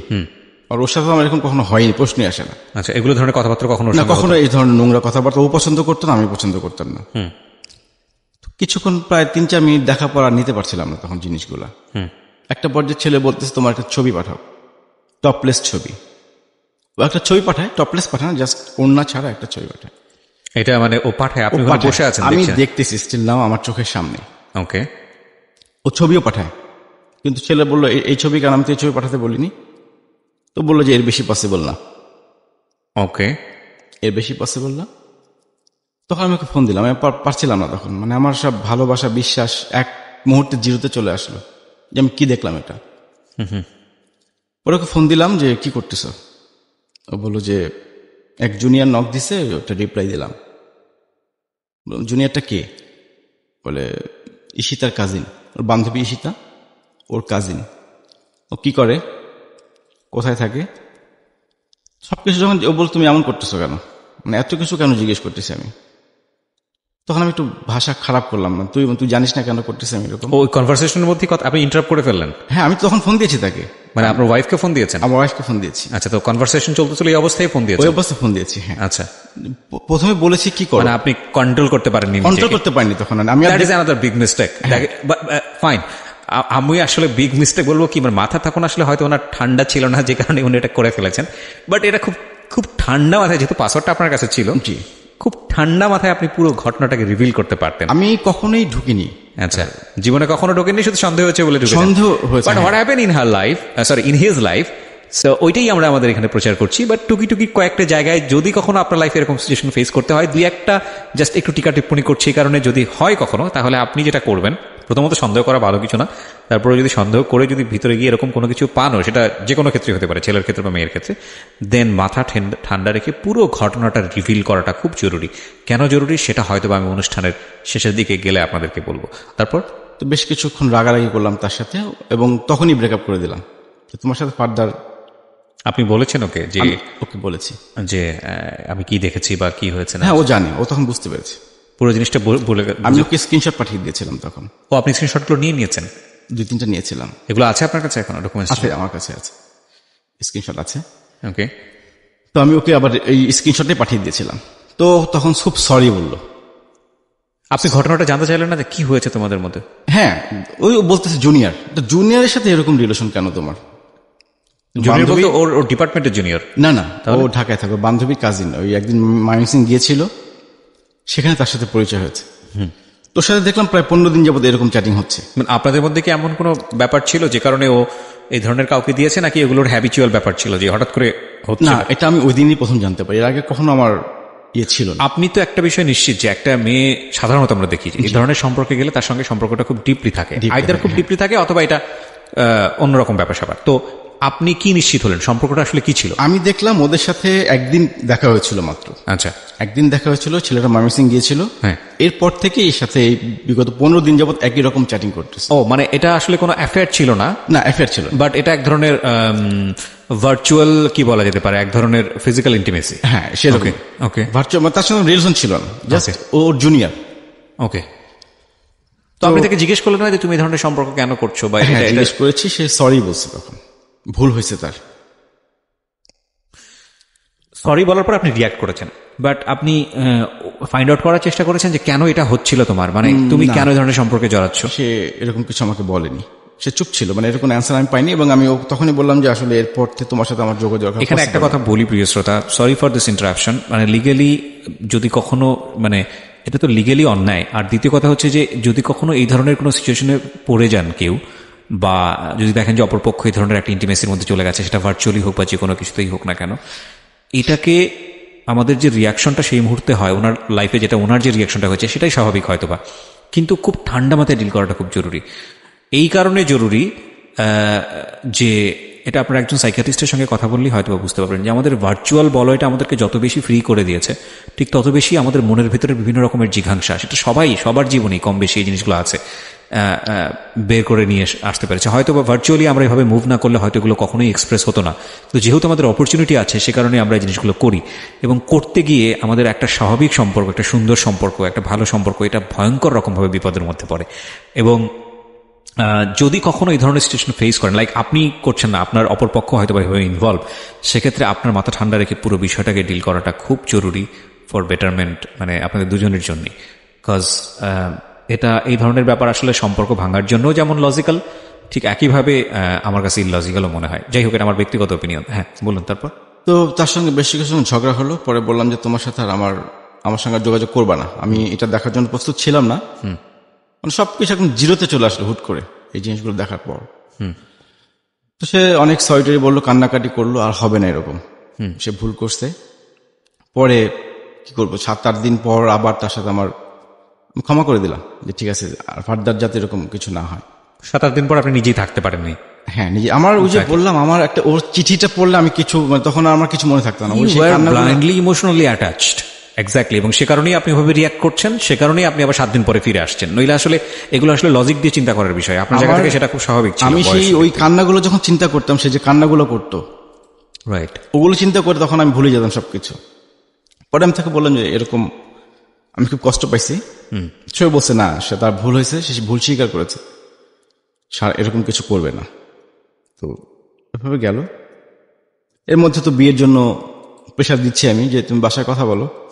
আমার বাসা থেকেও চাপ দিচ্ছে যে কি ব্যাপার, বিয়ে করছো, বউ উঠে নিয়ে আসো। এখন এরকম কিছুদিন চলার পর ও আবার ইয়েতে চলে আসে, ইন্টার্নি করার জন্য 3 মাস ঢাকায় থাকে। আচ্ছা, 3 মাস ঢাকায় থাকে। তখন কি আপনি মাঝে মাঝে ওর ফেসবুকে উকি মারতেন ঘটনার পরে? পাসওয়ার্ড চেঞ্জ করেছিল এরপরে। ও পাসওয়ার্ড চেঞ্জ করলে তো আরো সন্দেহ হওয়ার কথা। পাসওয়ার্ডটা আপনাকে দেয়নি? আর না, পাসওয়ার্ড আমিও নেইনি, ও দেয়নি। মানে সম্পর্ক তখন ওইভাবে মানে বিশ্বাস চলে এসেছিল যে না, ও এরকম কিছু করবে না। আচ্ছা, এরকম কিছু করবে না। আচ্ছা, আপনাকে আমি একটা প্রশ্ন করি। জি। সেটা হলো যে এই পাসওয়ার্ডটা যে দুইজনের একই রকমের পাসওয়ার্ড ছিল ফেসবুকের, জি, এটা কি আপনি মনে করেন সম্পর্কের জন্য ঠিক? মানে আজকালকার যুগে অনেকেই এটা করে। এটা অনেকের জন্য ঠিক না। আমি বেসিক্যালি মনে করি, আমি শুধু জানতাম, কিন্তু আমি কিন্তু ঢুকতাম না কখন। আমি কখন ব্যক্তিগতভাবে পছন্দ করি না যে আরেকজনের ইয়েতে ঢুকা, কিন্তু আমার জাস্ট একটু সন্দেহ হয়েছিল দেখে আমি তখন ঢুকেছিলাম জিনিসটা, যে আসলে ব্যাপারটা কি। না, সেটা তো আপনি সন্দেহ হয়েছিল বলে ঢুকেছেন। তো পাসওয়ার্ড আমি ব্যক্তিগতভাবে যদি বলি, এটা রাখা ঠিক না। কেন ঠিক না? এটা একজন মানুষের ব্যক্তিগত ব্যাপার, সে ইয়ে করতে। কিন্তু আমরা ভালোভাবে এখন বাসি কাউকে, তখন তো তার ব্যক্তিগত বলে কোনো কিছু থাকে না, আমরা সব বিষয় ইন্টারফেয়ার করতে চাই। সব বিষয় সেই হিসাবে আমাদের পাসওয়ার্ডটা চেঞ্জ করা হয়, মানে একই পাসওয়ার্ড ছিল আমাদের। যে আমি সেটা একটা বিগ মিস্টেক আমরা মনে করি। সেরকম কিছু করছি না, আমার পাসওয়ার্ড জানলে অসুবিধা কোথায়? একটা জিনিস মনে রাখবেন, যারা এখানে শুনছেন, যারা ভালোবাসেন এবং যাদের পাসওয়ার্ড এক, তাদের সবার প্রতি সম্মান রেখেই বলছি, ভালোবাসেন, ভালোবাসার প্রতি শ্রদ্ধা আছে, কিন্তু ভালো এমনভাবে বাইসেন না যাতে একজনের নাক আরেকজনের, মানে আমি আসলে কিভাবে বোঝাবো ঠিক বোঝাতে পারছি না। মানে ইন্টিমেসিটা এমন জায়গায় নিয়ে যায় না যেখানে কোনো ব্রিদিং স্পেস নাই। ওই ব্রিদিং স্পেস না থাকলে গ্রো করা যায় না, একটা সময় মরে যায়। হ্যাঁ, সো প্রত্যেকটা মানুষেরই ব্যক্তিগত আছে। আপনি যেটা বিশ্বাস করেন আর না করেন সেটা আপনার বিষয়। আপনি হয়তো আপনার সাইড থেকে মনে করতে পারেন না, আমার গার্লফ্রেন্ড কখনোই এরকম হতে পারে না, আমি তাকে এত ভালোবাসি। একইভাবে হয়তো বা গার্লফ্রেন্ড তার বয়ফ্রেন্ড সম্পর্কে এই ইমপ্রেশনটা রাখছে, এই ইমপ্রেশনটা রাখেন, রেসপেক্ট রাখেন, বাট আমি মনে করি এই রাখার জায়গাটা থেকে একটা দূরত্ব রাখেন। কারণ দরকার কি, যেটা হয়তো এক ঝলক দিয়েই হয়তো বা সামনে থেকে হারিয়ে যাবে, সেটাকে জীবনে পার্মানেন্ট করে নিয়ে নিজেদের মধ্যে মানে জটিলতা তৈরি করার প্রয়োজনটা কি?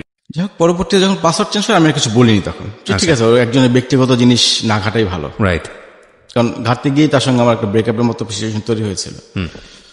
পরে আবার তাকে বিশ্বাস করলাম যে না, সেরকম কিছু করবে না। আমার পাসওয়ার্ড আমি চেঞ্জ করি না, আমার পাসওয়ার্ড ওরকমই ছিল, ওকে, যেটা ছিল। এরপর সে 3 মাস ঢাকায় থাকে ইন্টার্নি করার জন্য। ওকে, 3 মাস কন্টিনিউ তাকে আমি সময় দেই বলতে, সে ওর বোনের বাসা তখন মোহাম্মদপুর ছিল। জি, ওখান থেকে তাকে আনা, তাকে অফিস থেকে বাসায় দিয়ে আসা। আমার নামে একটা কমপ্লেন ছিল বান্ধবীদের কাছে, ওর যে আমি নাকি তাকে সময় দেই না।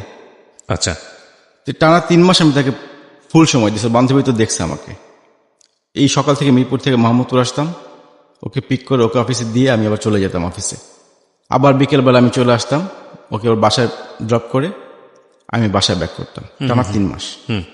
তারপর ওর 2016 সালে তো MS কমপ্লিট করে, 2017-তেও একটা জবে জয়েন করে।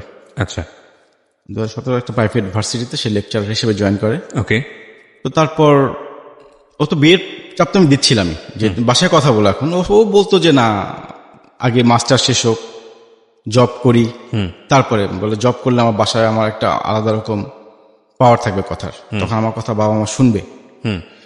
যাই হোক, জবে জয়েন করে 2017 সালের মে মাসে। আচ্ছা। মে মাসে জয়েন করে। তারপরে চাপ দিচ্ছিলাম যে, প্রথমে বললাম যে ট্রিট দিবা কবে, জব উপলক্ষে একটা ট্রিট চাইলাম। তো বললো যে দিব। আমি ট্রিট দিলাম প্রথম দিন। বললো যে স্যালারি হোক তারপর ট্রিট দেব। আচ্ছা। তো 2 মাস হয়ে গেল। তো আমি জিজ্ঞেস করলাম কি ব্যাপার, তুমি স্যালারি পাওনি? তো বললো যে হ্যাঁ স্যালারি পাইছি। তো স্যালারি পাইছো, তুমি জানাইলা না আমাকে? এটা তো একটা খুশির খবর।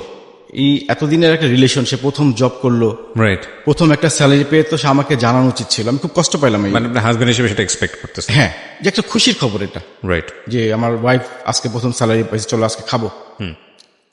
সেই ব্যাপারটা আমি খুবই কষ্ট পেলাম। আমি অতটা কষ্ট পাইনি যখন তার চ্যাটিং গুলো আমি জেনে যতটা কষ্ট পেয়েছিলাম, তার চেয়ে বরং এটাতে বেশি কষ্ট। এটাতে আমি কষ্ট বেশি পেয়েছি।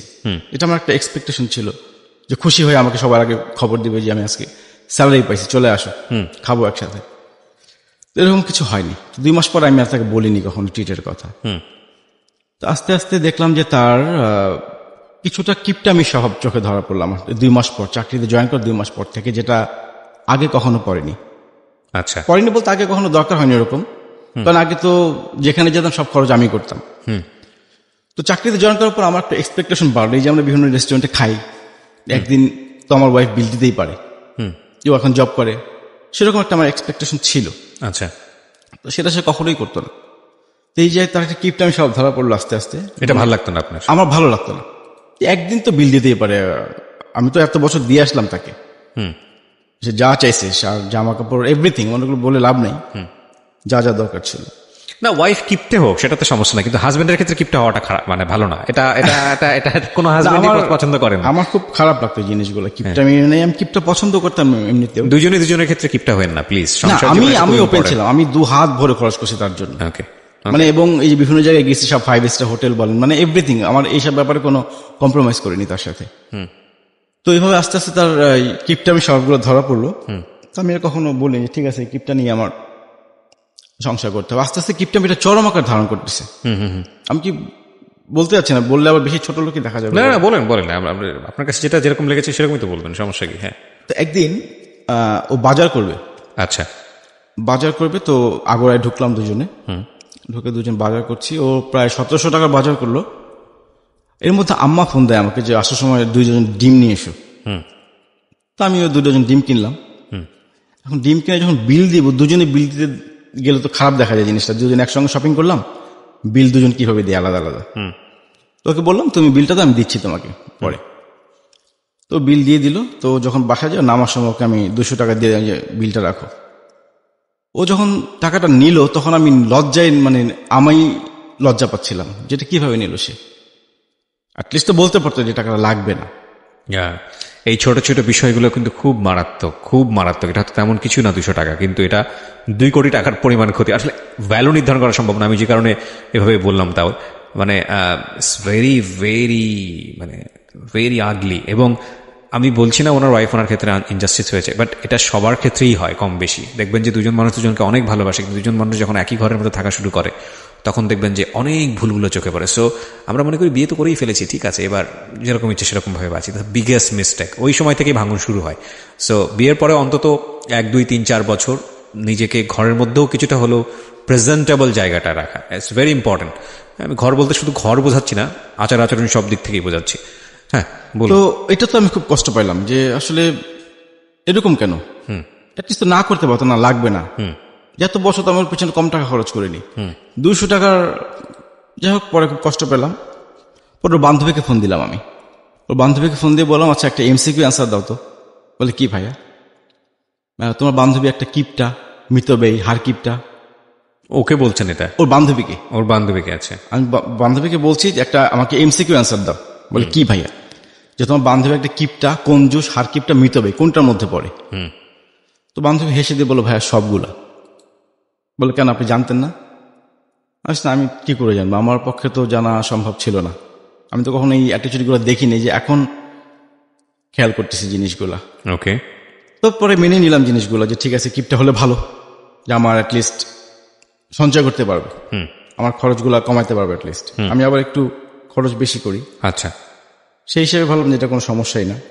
তারপর ও আবার জবে জয়েন করার পর থেকে একটা অনলাইন বিজনেস শুরু করে, ওকে। কাপড় চোপড় ইয়ে করার জন্য। তো আমি বিভিন্ন সময় যেতাম ওর সাথে, শপিং টপিংয়ে যেতাম। তো অনলাইন বিজনেস শুরু করার পর একদিন আমরা একটা রেস্টুরেন্টে খাচ্ছিলাম, খাওয়ার অবস্থা ওর মোবাইলটা বন্ধ হয়ে যায়। ওকে। ওর মোবাইল ওর রিপ্লাই দিচ্ছিল ইয়ে অনলাইনের, কাস্টমার যারা নক করছিল ওদের রিপ্লাই দিচ্ছিল। তোর মোবাইল বন্ধ হয়ে যাওয়ার পর সে আমারটা দিয়ে লগ ইন করে। ওকে। আমার মোবাইল দিয়ে লগ ইন করে, একটা পর্যায়ে আমার মোবাইলও বন্ধ হয়ে যায়, চার্জ শেষ হয়ে যায়। চার্জ শেষ হয়ে যায়। তো পরে তাড়াতাড়ি করে বাসায় চলে গেল, যেহেতু রিপ্লাই আসতেছে কাস্টমারদের রিপ্লাই দিতে হবে। ও বাসায় চলে গেল, আমি বাসায় চলে গেলাম। তো বাসায় গিয়ে মোবাইল অন করে কল দিলাম যে বাসায় চলে আসছি আমি। তারপর মেসেঞ্জার একটা মেসেজ আসলো, মেসেজটা দেখলাম, দেখি যে আমি চিনি না, ভাবছি আমার মেসেঞ্জার। ওর মেসেঞ্জার ওপেন হয়েছিল। ওর মেসেঞ্জার আপনার মোবাইলে ওপেন? আমার মোবাইল ওপেন, ওই যে ও তখন রিপ্লাই দিচ্ছিল ওকে মেসেঞ্জারে। তো যে রিপ্লাইটা দেখলাম, মানে খুব ওইটা আরো ভয়াবহ। আমার চোখে যেটা পড়লো, একটা ছেলে ওকে নক দিয়েছে নোংরা ভাষায়। ছেলেটা মানে ছদ্মনামে ফেসবুকে আছে, ওর কোনো মিউচুয়াল ফ্রেন্ডের নেই। তো একটু উপরের দিকে উঠলাম, দেখি যে নোংরা যত ভাষা আছে ওর শরীরের বর্ণনা যেভাবে দিল, আরো উপরের দিকে উঠলাম আস্তে আস্তে। উপরে উঠে যেটা দেখলাম, একটা ছেলে ওকে 2016 সাল থেকে ব্ল্যাকমেইল করতেছে। কিরকম ব্ল্যাকমেইল করতেছে? ওই ছেলের কাছে ওর কিছু ছবি আছে এবং কিছু ভিডিও ক্লিপস আছে ওই ছেলেটার কাছে। এইটা নিয়ে সে ওকে ব্ল্যাকমেইল করতেছে। ও যেখানে দেখা করতে বলছে সেখানে যাচ্ছে, যেভাবে বলতে সেভাবেই সেই রিপ্লাই দিচ্ছে মেসেজের। ইনবক্স চেক করে দেখলাম 2016 সাল থেকে একটা ছেলে তাকে ব্ল্যাকমেইল করছে। কথোপকথন কনভারসেশন কি ছিল একটু মনে করতে পারবেন? কনভারসেশন গুলো ছিল এরকম, মানে সে তো ব্ল্যাকমেইল করছেই, মানে ওর শরীরে বর্ণনা দিচ্ছে, ও রিপ্লাই দিচ্ছে আবার ওই সেই যেই প্রথম বললাম একই টাইপের রিপ্লাই দিচ্ছে, জাস্ট ওই ছেলেটাকে ওর কাছে আনার জন্য। এটা কি বোঝা যাচ্ছে ওদের কথাবার্তা শুনে? হ্যাঁ, বোঝা যাচ্ছে। এবং বলছে যে তুমি এখানে যদি না আসো আমি তোমার এটা ফ্ল্যাশ করে দিব, ফ্ল্যাশ করে দেবে, বলবো ফেসবুকে পাবলিশ করে দেবে, ভার্সিটিতে পাবলিশ করে দেবে। ওই ছেলেটা ভার্সিটির, আমি যতটা বুঝতে পেরেছি, এবং সে আমাকেও চিনি। কোন ভার্সিটির? মানে ওই একই বিশ্ববিদ্যালয়? একই ভার্সিটির, একই ভার্সিটির। এবং আপনাকেও সে ছেলেটা আমাকেও সে চিনে, এবং আমার নামও নোংরা কথা বলছে যে জায়েদ ভাই তো খুব।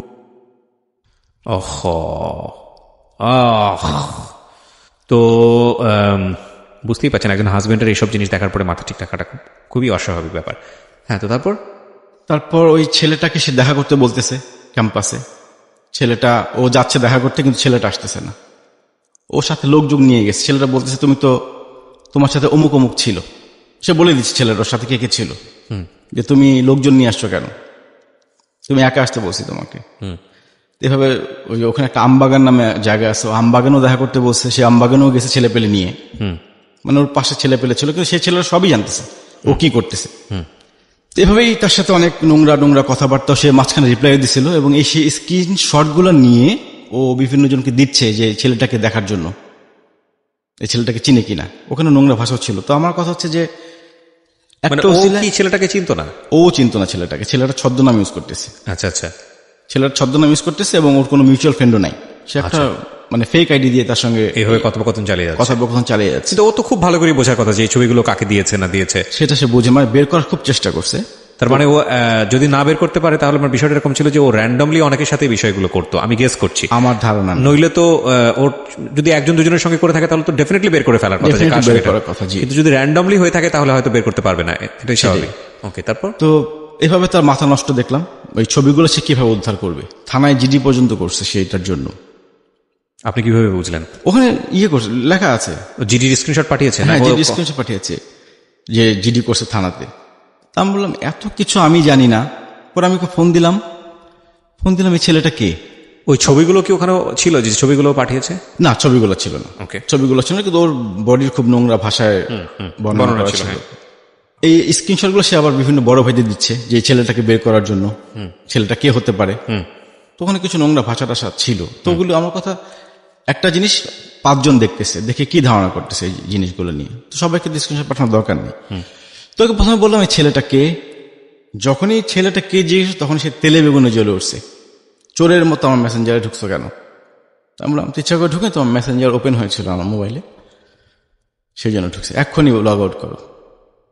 আমি তোমার অ্যান্সার পেলাম না, এই ছেলেটা কে? সে আমাকে কোনো অ্যান্সার দেয়নি ওই সময়। পরে আমি তো আবার আমার এবার ফাইনালি ব্রেক, এরপর তো তোমার সাথে আমার যোগাযোগ রাখার কোনো দরকারই হয় না। এর আগে একটা ঘটনা ঘটছে, মাফ করে দিয়েছিলাম, আমার একটা পাস ছিল, শেষ। কিন্তু এবার তো মাফ হবে না। তো ব্রেকআপ একদম ওর সাথে ফাইনালি ব্রেকআপ। এখানে ব্রেকআপ করার সুযোগটা কই? আপনার যেহেতু ওয়াইফ শেষ, চাইলে আপনি ডিভোর্স দিতে পারেন। ডিভোর্স, ওইটাই ব্রেকআপ, ডিভোর্স, যে তুমি পেপারস পেয়ে যাবে, আচ্ছা আমি তোমাকে পেপারস পাঠিয়ে দিব, আচ্ছা ব্যাপারটা তাই। তো 2 দিন পর দেখি ওর ফ্রেন্ড একটা মালয়েশিয়া থাকতো, বান্ধবী, হ্যাঁ সে আমাকে ফোন দিছে, বলছে ভাইয়া আসলে এটা তো আমরা সবাই জানি, ব্যাপারটা একটা ছেলে ওকে ব্ল্যাকমেল করতেছে, ওর কিছু ছবি এডিট করছে, ওকে ওর কিছু ছবি এডিট করে ওকে ব্ল্যাকমেল করতেছে। আমি বলছি যা কিছুই করুক, ব্যাপারটা কি আমার নলেজে থাকা উচিত ছিল কিনা? বলে হ্যাঁ ভাই অবশ্যই আপনার নলেজে থাকা উচিত ছিল। এটা কিন্তু আমি একটা প্রশ্ন করতে চাই আপনাকে, উচিত তো অবশ্যই ছিল, খুব সেন্সিটিভ একটা বিষয় নিয়ে আমরা কথা বলছি আজকে। আপনার সাথে তার সম্পর্কটা কি এতটা কমফোর্টেবল ছিল যে ওই রকম একটা প্রবলেম সে আপনার সঙ্গে ডিসকাস করতে পারে? আমাদের সম্পর্কটা খুবই মধুর ছিল এবং খুবই ফ্রেন্ডলি সম্পর্ক ছিল। আমি কখন হাজবেন্ড ছিল, কিন্তু ঘটনা তো সেটা বলতেছে না। আমি কখনো হাজবেন্ড ছিল ব্যবহার তার সাথে করিনি, কখনোই না। বাট ঘটনা তো সেরকম বলছে না। এরকম একটা কিছু হলে তো সবার আগে আপনার সঙ্গে শেয়ার করা। আমার তো প্রশ্ন সেটাই যে সবার আগে কে জানার কথা? আমি জানার কথা। সে আমাকে কিছুই শেয়ার করেনি। বান্ধবী ফোন দিল, বললো ভাই ওর এডিট করা ছবি ও ব্ল্যাকমেল করতেছে। আমি বললাম না, যত কিছুই বলো আমার জানা উচিত। এডিট করা ছবি হলো আসলে যেটা জিডি হবে কেন? সেটাই তো কথা। আমি এডিট তো এডিট তো যে কারো ছবি এডিট করতে পারে, রাইট। ওটা নিয়ে তো এত ঝামেলার কিছু নাই। বলে না, মানুষজন দেখলে কি মনে করবে, প্রথমে তো মানুষজন দেখবে। তো বান্ধবী গুলো, আমি আমার সিদ্ধান্ত অটল যে না, আমি ওর সাথে আর সম্পর্কে যাব না। ওর আরেকটা বান্ধবী ফোন দিল, ওর সাথে আমি একই কথা বললাম যে আমি ডিসিশন নিয়ে নিছি, ও পেপারস পাঠিয়ে দেবো।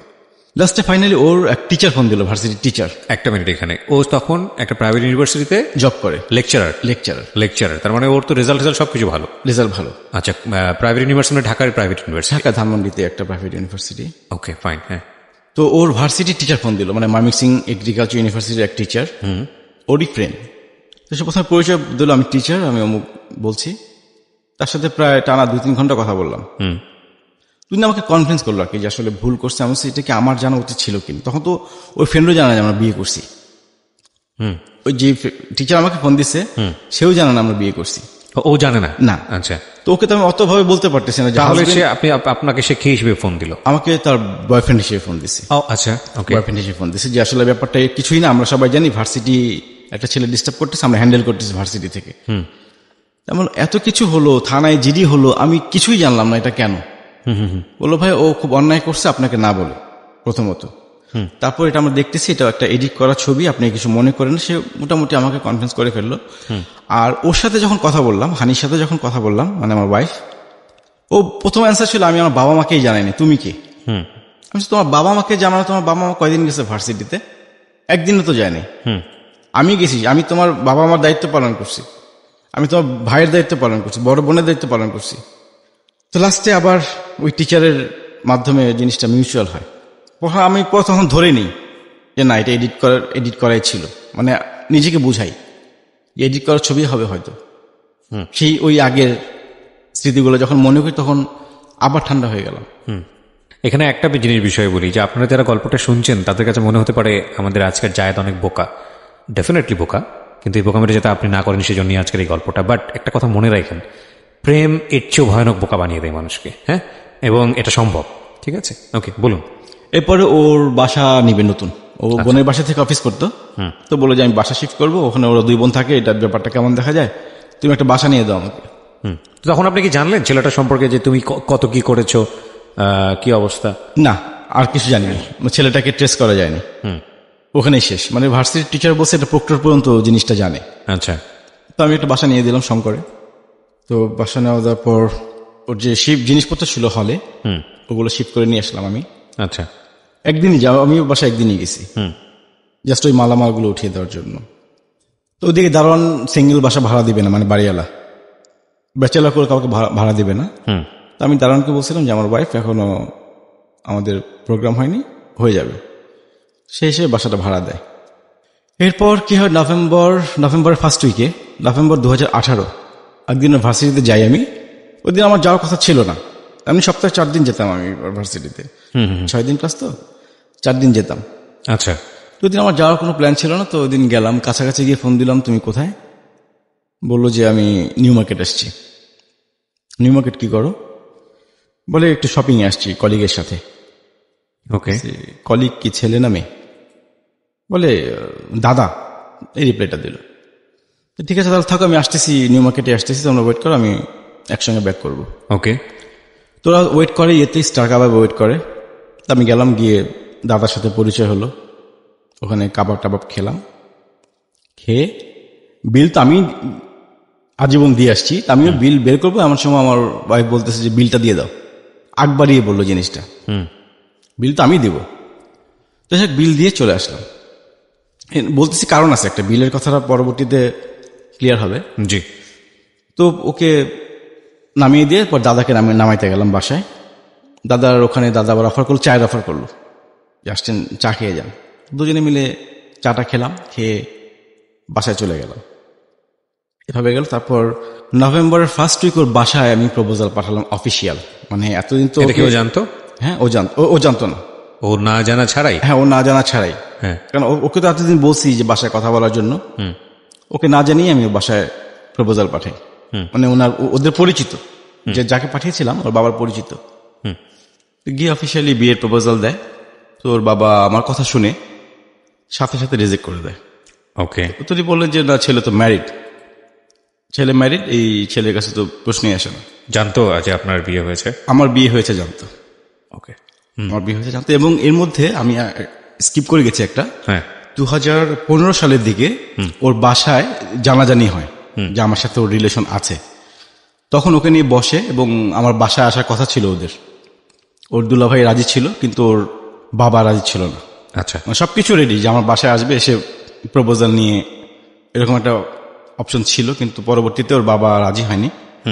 তো নভেম্বরের ফার্স্ট উইকে যখন প্রপোজাল দিলেন, তো সাথে সাথে রিজেক্ট করে দিলেন। তো যখন দেখলো যে কোনোভাবেই রাজি না, তখন উনি বললেন যে আসলে ব্যাপার, তখন উনি বলে দিলেন আমাদের বিয়ে ব্যাপারটা। আচ্ছা। যে ওরা তো 3 বছর আগেই বিয়ে করছে, এখন তো কি করবেন করেন। তো বিয়ের কথা শুনে ও বাবা বললো ঠিক আছে তাহলে ঢাকা যান, আমি ঢাকা আসতেছি 2 দিন পর, তখন কথা বলবো সাক্ষাতে। তো উনি 2 দিন পর ঢাকা, উনি কোন প্রকার রিয়াক্ট করেনি? ঠান্ডা মাথায় পুরো বিষয়? ঠান্ডা মাথায়, হ্যাঁ। ওকে। তো উনি 2 দিন পর ঢাকায় আসলেন। ঢাকায় এসে হানি সহ বসলেন, ওদের ফ্যামিলিগত ভাবে, বোন সহ, দুলাভাই সহ। তো হানিকে জিজ্ঞেস করছে যে বিয়ে করছো কিনা। তো হানি বলছে 3 মাস আগে বিয়ে করছি। 3 বছর না বলে 3 মাসের কথা বলছে। তো ওকে বললো যে ঠিক আছে, তোমার চাকরি করার দরকার নাই, তুমি রংপুর চলে আসো, তুমি চাকরি ছেড়ে দাও। আর ওর ছোট বোনকে বললো বড় বোনের বাসায় গিয়ে থাকার জন্য, বাসা ছেড়ে দেওয়ার কথা বললো। ভালো কথা ভেবে চললো। কিছুদিন, 1 সপ্তাহ 2 সপ্তাহ চলার পর দেখলাম যে না, ও জব করছে, ওর বোনও ওই বাসায় আছে। তো তখন আমি বললাম তাহলে তোমার বাসা থেকে কি একটা রেজাল্ট আসছে বলো, আমি 1 তারিখে বাসা নিচ্ছি, ডিসেম্বরের 1 তারিখে আমি বাসা নিচ্ছি। হয় এসপার নয় ওসপার, হয়তো আমার ফ্যামিলিকে রাজি করাতে পারবা, আদারওয়াইজ তুমি চলে আসবা। ও আর কথা বললো না বাসায় কারোর সাথে, মানে বারবার জিজ্ঞেস করলে জিনিসটা অ্যাভয়েড করে যাবে সবসময়। এরপর এভাবে চললো। চলার পর এর মধ্যে নভেম্বরের 26 তারিখ ওর বার্থডে। আচ্ছা। তো প্রতি বছর যে দিনটা আমাদের দুজনের জন্য স্পেশাল, বিগত 2010 থেকে কখনো মিস করিনি। জি। এবং ও খুব সারপ্রাইজ পছন্দ করে। তো যথারীতি গেলাম ওর বার্থডেতে। ওর বার্থডেতে যাওয়ার আগে আমাদের একটা প্ল্যান ছিল, ট্যুর ছিল ইয়েতে, কাপ্তাই রাঙ্গামাটি, ওই ফ্রেন্ডরা সহ। তো প্ল্যান করেছিলাম, কিন্তু ও গেল না। ও বললো যে ওর ছুটি নেই, ছুটি ম্যানেজ করতে পারছে না, বলো তোমরা গিয়ে ঘুরে আসো। তো আমরা গিয়ে ঘুরে আসলাম, ও ছাড়া। ফ্রেন্ডের ওয়াইফরা গেল, ওখান থেকে আসলাম, ব্যাক করলাম 25 তারিখে। ইচ্ছা ছিল যে ওখানে ওর বার্থডে পালন করবো 26 তারিখ, তো যেহেতু গেল না, 25 তারিখে ব্যাক করলাম ঢাকায়। ব্যাক করে 26 তারিখে ওর জন্য কিছু গিফট কিনলাম, কেক, ফুল কিনে একটা ফাস্টফুডের দোকানে বসলাম। তখনও আসে নাই, ও আসতে আরো 1 ঘন্টা দেরি। আচ্ছা। ওর ক্লাস ছিল, তো দেরি দেখে আমি জিনিসগুলো ওখানে রেখে গেলাম ওই ফাস্টফুডের দোকানে। ওর ক্যাম্পাসে ওকে ফোন দিলাম যে আমি ক্যাম্পাসে আসছি। ও বের হয়ে আমার হাতে শুধু গিফট দেখে একটু মন খারাপ করলো। ওকে। যে শুধু গিফট, কেক নাই, ফুল নাই। তো রিক্সায়, গাড়ি তো পার্ক করে আসছি আমি যেখানে ছিলাম ওখানে, রিক্সা নিয়ে আসছি। তারপর রিক্সায় বলতেছে যে কি ব্যাপার, কেক আনো নাই? তাই আমি বললাম না, কেক আনা হয়নি, আজকে একটু অন্যভাবে পালন করবো, আমরা পিজা কাটবো। প্রতি বছর তো কেক কাটি, এবার পিজা কেটে আমরা বার্থডে পালন করব। আচ্ছা। তো গেলাম পিজা শপে গেলাম, যখন পিজা অর্ডার দিই তখন সে কান্না করতেছে হাউমাউ করে। আচ্ছা। যে বছরে একটা দিন আসে বার্থডে, এটা তো প্রতি বছর প্রতিদিন হয় না, একটা কেক তো আনতেই পারতা। তো যখন দেখলাম অবস্থা বেগতিক, তখন আমি ওয়েটারকে ইশারা দিলাম, তো ওয়েটার তখন কেক আর ফুল নিয়ে আসলো। তো তখন সে খুব খুশি হলো যে আসলে হেসে দিল। পরে কেক টেক কেটে রাতে ডিনার করে ওকে বাসায় নামিয়ে দিয়ে আমি চলে আসলাম। তারপর আমি বলতে থাকলাম যে তুমি বাসায় কথা বলো, অ্যাটলিস্ট একটা কিছু জানাও। আমি ডিসেম্বরে বাসা নিয়ে নিছি অলরেডি, ভাড়া বাসা। বাসা থেকে প্রেশার দিচ্ছে আমাকে। তারপর ডিসেম্বরের 31 তারিখ আমার বার্থডে। ভালো কথা, ডিসেম্বর 24 তারিখে আমরা আবার শপিং করি দুজনে মিলে। ওকে, আমি ওকে বললাম যে তুমি আসো, আজকে আমরা শপিং করবো। তো ডিসেম্বরের 24 তারিখ শপিং করলাম, শপিং করে ওকে বাসায় দিয়ে চলে আসলাম। তো 31 তারিখ আমার বার্থডে। 31 তারিখে রাতে ও আমাকে একটা ভয়েস ক্লিপ পাঠায় মেসেঞ্জারে, সুন্দর একটা ভয়েস ক্লিপ। ওই ক্লিপটা আমি একটু শোনাতে যাচ্ছিলাম সবাই। It's a very personal thing. যদি প্রয়োজন হয় আমি আপনার কাছ থেকে শুনতে চাইবো, সমস্যা নাই। আপনাকে হয়তো কিছু না কিছু সুন্দর করে কথা বলেছে, আচ্ছা। ঠিক আছে, প্রয়োজন নাই, আমি চাচ্ছি না। কারণটা হচ্ছে কি, কিছু সাইবার অ্যাক্ট হয়েছে ইদানিং, আমরা জানি যে উইদাউট এনি পারমিশন আচ্ছা। কারো ভোকাল এটা পাবলিকলি পারমিশন মানে এক্সপোজ করা, এটা আইনত অন্যায়। আচ্ছা, এবং যেহেতু এটা আপনার ওয়াইফ হিসেবে সে আপনাকে দিয়েছে, আপনি একটা রাইট আপনার আছে এটা আপনার কিপ করার, কিন্তু আপনি এটা তার অনুমতি ছাড়া এটাকে এক্সপোজ করতে পারবেন না। আপনি হয়তো পার্সোনালি প্রুফ হিসেবে আমাকে শোনাতে পারেন, কিন্তু লাখ লাখ মানুষের সামনে এক্সপোজ করলে সে লিগ্যালি এটার এগেইনস্ট অ্যাকশন নিতে পারবে। সো আমরা এটা চাইবো না। খুব সুন্দর একটা ভয়েস, ঠিক আছে, বাট সিচুয়েশনটা কি দাঁড়িয়েছে আমরা পুরো গল্পটাকে শুননি তারপর। তো আমার রাতে একটা ভয়েস ক্লিপ পাঠায় আমাকে সুন্দর দেখে, আমার বার্থডে উইশ করে। তো পরের দিন আমি আসি ওর ক্যাম্পাসে। আমার আসতে একটু দেরি হয়। আমি ফোন দিলাম ওকে, তুমি কোথায়? বললো যে ও ধানমন্ডিতে শঙ্করে আছে। আচ্ছা, আমি বললাম তুমি এক কাজ করো তাহলে ইয়েতে চলে আসো, মোহাম্মদপুর বাস স্ট্যান্ড চলে আসো, আমরা ওখান থেকে এক জায়গায় যাবো। তো বললো না না না, আমার কলিগরা আসছে তোমার সঙ্গে দেখা করবে। যখন কলিগদের কথা বললো তখন তো অ্যাভয়েড করার কোনো উপায় নাই যে ওনারা আসছে। যাই হোক ওখানে গেলাম, গিয়ে দেখলাম যে ওর সেই দাদা কলিগ আর বাকি সব দাদার ফ্রেন্ড, 5জন। তো ওদের সাথে পরিচয় হলাম। আমি ভাবলাম সবাই মনে হয় একই ভার্সিটির টিচার। তো যখন পরিচয় বলছে আপনি কি একই ডিপার্টমেন্টে কিনা, তো বললো যে না, দাদার ফ্রেন্ড ওনারা। তো এভাবে ওখানে পিজা টিজা খেলাম। খেয়ে আমার খুব একটা এক্সপেকটেশন ছিল ওই দিন অ্যাটলিস্ট আমার জন্য একটা কেক নিয়ে আসবে। তো আমি তখন কিছু বলিনি, আমার জন্য কেক আনেনিও, আমিও কেক কিনিনি, এই ফার্স্ট। মানে ওর আপনার বার্থডেতে কেক হলো না, কিন্তু ওর বার্থডেতে আপনি ঠিকই কেক। ওর বার্থডে প্রতি বার্থডেতেই 2010 থেকে তোর সাথে আমার দেখা হয়, প্রতি বছর 2টা কেক তো থাকবেই। ওই দিন আমি ফার্স্ট কেক কিনিনি। আমার খুব এক্সপেকটেশন ছিল যে ও একটা কেক নিয়ে আসবে আমার জন্য, আর কিছু না হবে। ও যেহেতু সারপ্রাইজ পছন্দ করে। খাওয়া দাওয়া করে যখন চলে গেলাম, ওকে বাসায় নামিয়ে দিলাম। ওকে নামিয়ে দিয়ে ওই দাদার ফ্রেন্ডদের নামিয়ে দিলাম দাদার বাসার সামনে। তো দাদা আবার অফার করলেন চা খাওয়ার জন্য। তো নেমে কিছুক্ষণ আড্ডা মারলাম ওখানে। আড্ডা মারার এক পর্যায়ে দাদা বললো যে আপনার দেরি দেখে আমি তো ম্যাডামের বাসা পর্যন্ত গেলাম ম্যাডামকে আনার জন্য। ঠিক এতটুকুই কথা, আর কোনো কথা না। আমি যেতেই পারে, ম্যাডামের বাসায় যাবে ম্যাডামকে আনার জন্য। তো ওখানে চাটা খেয়ে বিদায় নিলাম। তারপর আমার ওয়াইফকে ফোন দিলাম যে তোমার কি গত 26 তারিখের কথা মনে আছে? বলো কেন? আজকে কেকের জন্য তুমি কান্না করতেছিল। আজকে আমার খুব একটা এক্সপেকটেশন ছিল যে অ্যাটলিস্ট এখন তুমি জব করো, একটা কেক আমি আশা করছিলাম, অ্যাটলিস্ট আর কিছু না হোক একটা কেক তুমি নিয়ে আসবে আমার জন্য। আমি খুব কষ্ট পাইছি ব্যাপারটাতে। তো আমাকে বললো যে আসলে কেক আনতে সে ভুলে গেছে। আচ্ছা, তুমি কেক আনতে ভুলে গেছো, আসছো আমার বার্থডেতে, কেক আনতে ভুলে যাও, এটা কেমন কথা? বলে আসলে ভুলে গেছিলাম। তারপর বললাম কি ব্যাপার, দাদা তোমার বাসায় গেছিল নাকি? হঠাৎ করে বললো না, দাদা কেন বাসায় আসবে, দাদা তো আমার বাসা চিনি না। না মানে 4-5 বাসে এই না রিপ্লাইটা দিল, কিন্তু আমার পছন্দ হলো না যে কি ব্যাপার। তো নর্মাল একটা জিনিস, দাদা বাসা আগে নিয়ে আসতেই পারে তাকে। তো টোটালি অস্বীকার করলো যে না, দাদা বাসা চিনে না, যায়নি। তারপর 1 তারিখেও কথা হলো ওর সাথে, 2 তারিখে কথা হয়েছে। 3 তারিখে তার সাথে আমার কথা হয়নি। 4 তারিখে সে আমাকে বলতেছে তুমি আমার সঙ্গে আর কখনো যোগাযোগ করবে না, আমার ফ্যামিলি দরকার, আমার বাবা মা দরকার, আমি তোমাকে পেপারস পাঠিয়ে দিচ্ছি। হঠাৎ করে কোনো কথা নাই, বার্তা নাই। তাই আমি ভাবলাম যে কি ব্যাপার, ফান করতেছে মনে হয়। তাই আমি কন্টিনিউ ফোন দিয়ে যাচ্ছি, ওর একই কথা, আমার বাবা মা দরকার।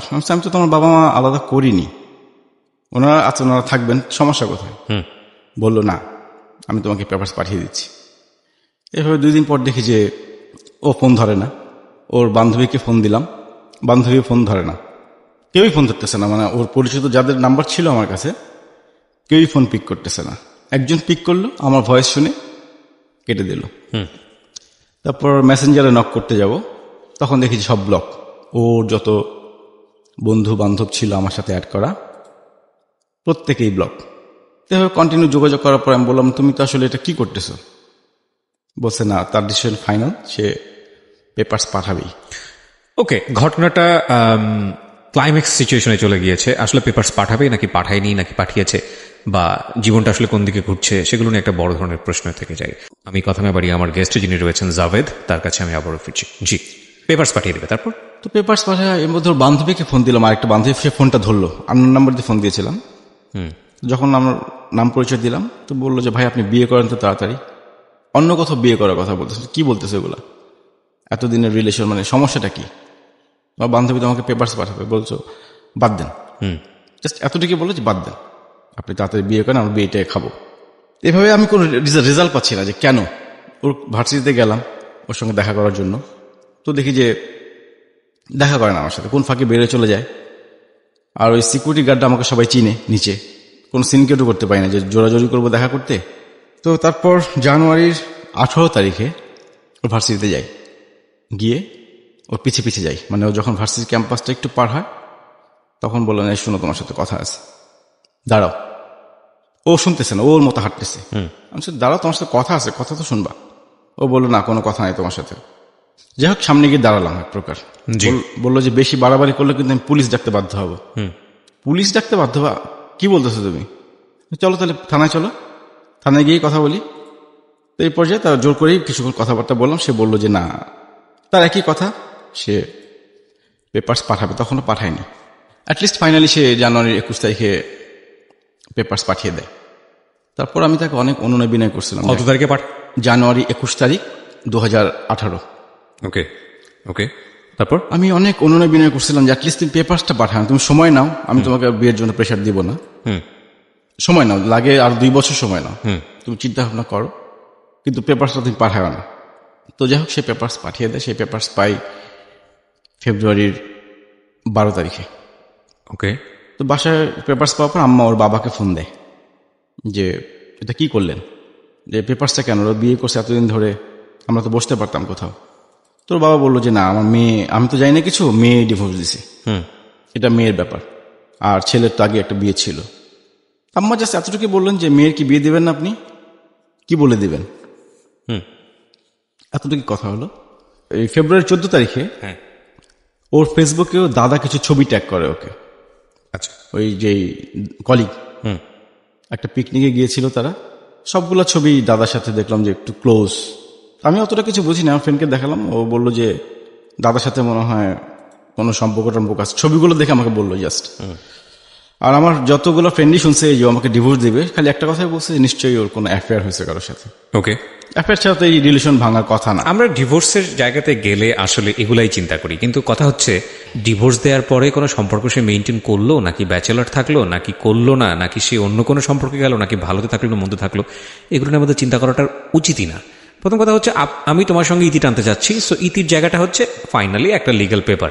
জি, এরপরে কি করলাম না করলাম সেটা তো আমার পার্সোনাল লাইফ, কিন্তু আনফর্চুনেটলি আমরা এটা নিয়েই চিন্তা করি যে ও কারোর সাথে বোধহয় সম্পর্ক করবে, এটা করবে। আসলে হয় কি, সম্পর্কটা তো একটা গতির মতো, সো গতিকে তো থাম করে আটকানো যায় না, এটা থামতে একটু সময় লাগে।